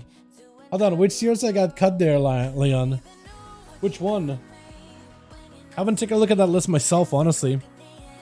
Throwglaive buffed. Oh, they just buffed Throwglaive Insta. Cool. Throwglaive got buffed. Nice. BM buffed, sorta. And then remove some changes. Where is it? Made tier set changes. There we go. Yeah, which one got buffed? 30% chance to get a ruin, reduce the streak 6 seconds. Yeah, so they nerfed that a little, but that's fine. That seems like a buff though with Bone Shield. Red Paladin. Yeah, I saw that. Yeah, that it was doing a lot of damage though. So like Paladins were gonna be like a mile above other classes. So I think it was like probably like necessary. Like if you were to compare classes like a bar graph, right? Can I do this real quick? Hold on. Do I have paint? I do have paint. Okay. So if like all the other classes were, I don't know, make them squares, right? This is like a Death Knight damage. This is like Druid damage. Okay, they're all just changing colors. Druids, or let's say Boomkin Feral, whatever. Let's say this was like Death Knight or whatever, right? They're kind of sort of close to each other. It's not going to be perfect, but like, let me do it like this, right? So bar graphs here. Rogues were like, maybe like slightly above them, but maybe like mages were... Right, basically, just pretend like this is where classes were. At least when it comes to Mythic Pluses, Paladins were like right here. We can bring him down a little. You know? Or is this fair? What's fair to you? How high should it be? Way above? They were just, you know, like a ridiculously good damage in AoE and Mythic Pluses. Like, I think they're still gonna do really, really well. They just, you had to bring them down. I didn't think they were... You should have seen some of the numbers people were cranking. Boy, they were cranking. You should have seen last week. They were really, really good. Like, solid. It was like, okay, it's a good tier set, obviously. Tone it down, but it's good. Like, this is the only spec that even got a good tier set too. No, don't save it. Like, compared to, like, Brewmaster, or no, Paladin and Holy Paladin. No, yeah. It's okay. It seems like the end of the world, but it isn't. Promise you. Promise you. Hear me out, buff everybody else up. I mean, okay, so... but then you have to tune the content upwards, right? Because if everybody's just cranking that hard, you have to tune the content so it matches the content, and now everybody's back to zero. Everybody's back to zero. Like, when you have every class that's kind of close to each other, and then one above everybody, like, the easiest thing is to bring that one class that's that high. And they're only like nerfing a portion of the tier set, so you guys are probably still going to be really good. Like, let's just give it a run this week, right? After the changes, we'll give some feedback. We'll see how it looks like.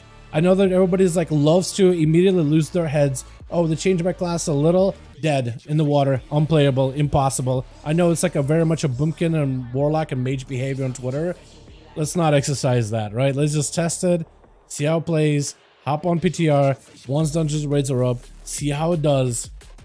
Then we'll give feedback there. How does that sound? I think that sounds like a reasonable take. Maybe that's not what we need. Oh, that's a good change. They did change the force set. That is so good. 100% of damage absorbed reflected to the attacker. Finally, that's really, really, really, really, really good. That is really good. That's going to make it a little better. It's still not amazing in play, but functionality is going to be better. Arcane Mage, Fire Mage, we saw that. 30% of your fire damage, so they make it so it's just no trinkets allowed. That's fine. Moonwalker one we looked at, it was okay. Prep Paladin, at least is damage reduction, but it's still not amazing. 4 set is where I think the problems are. Yeah, Paladin one.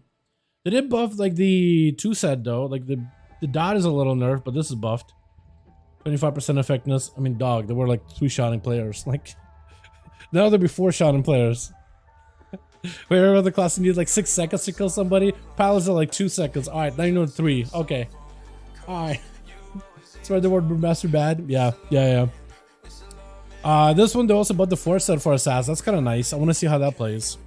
Primordial Wave for 10 seconds. That's really good. Afterwards, Lava Burst. Burns your target for 25% additional damage over 4 seconds. That's interesting. And for 10 seconds, Chain Lightning causes the next Lava Burst to hit 3 additional targets? Oh, they changed this. The 4 set. Oh, okay. Hold on a second. Lava Burst can hit 3 additional targets affected by Flame Shock. 400% normal damage. Bro. They're really wanting people to play the Ascendance proc build. There it is, though.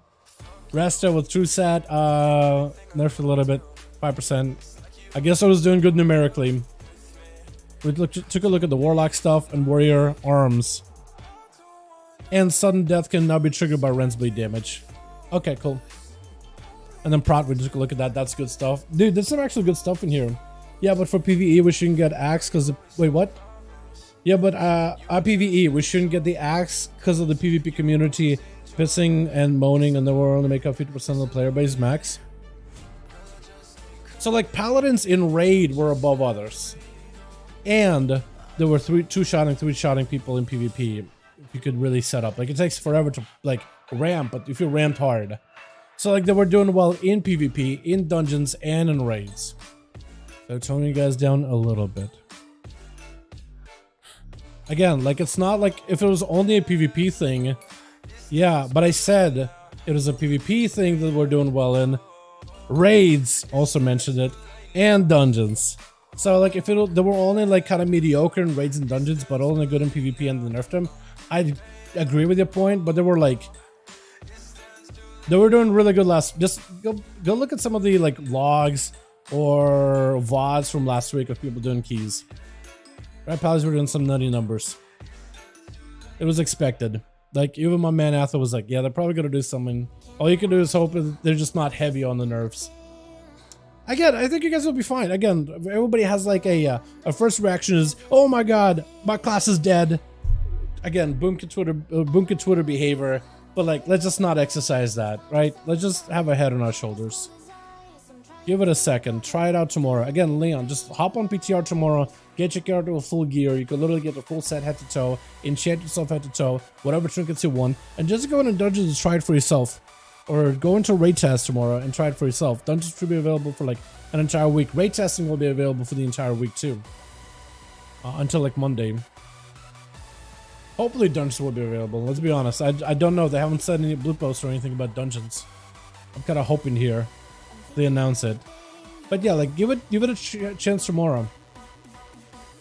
And like if let's say you're putting out numbers and they're like 20-30% below other classes, then yeah, we have a problem. But like if you keep it up with other classes, or maybe like depending fight respective, like clean fights you're good in, AoE you're good in, single target you're good in, could be like maybe it's your build. Try a different build, try a different counter, try stuff.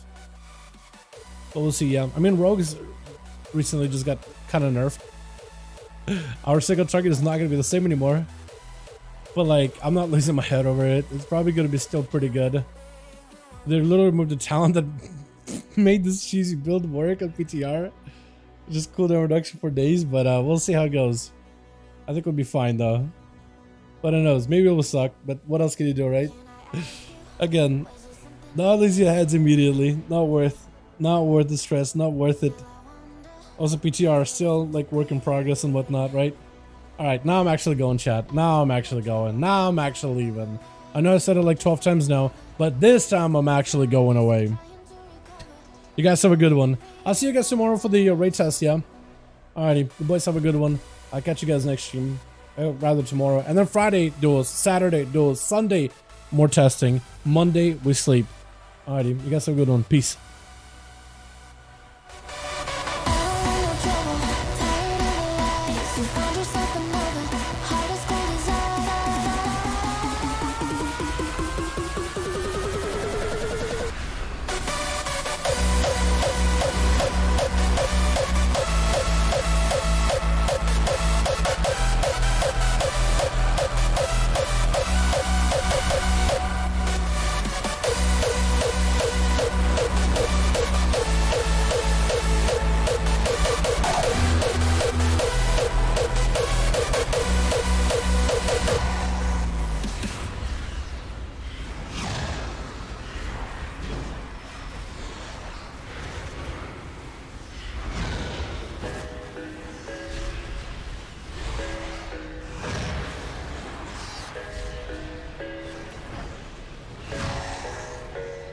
Thought I had it figured out.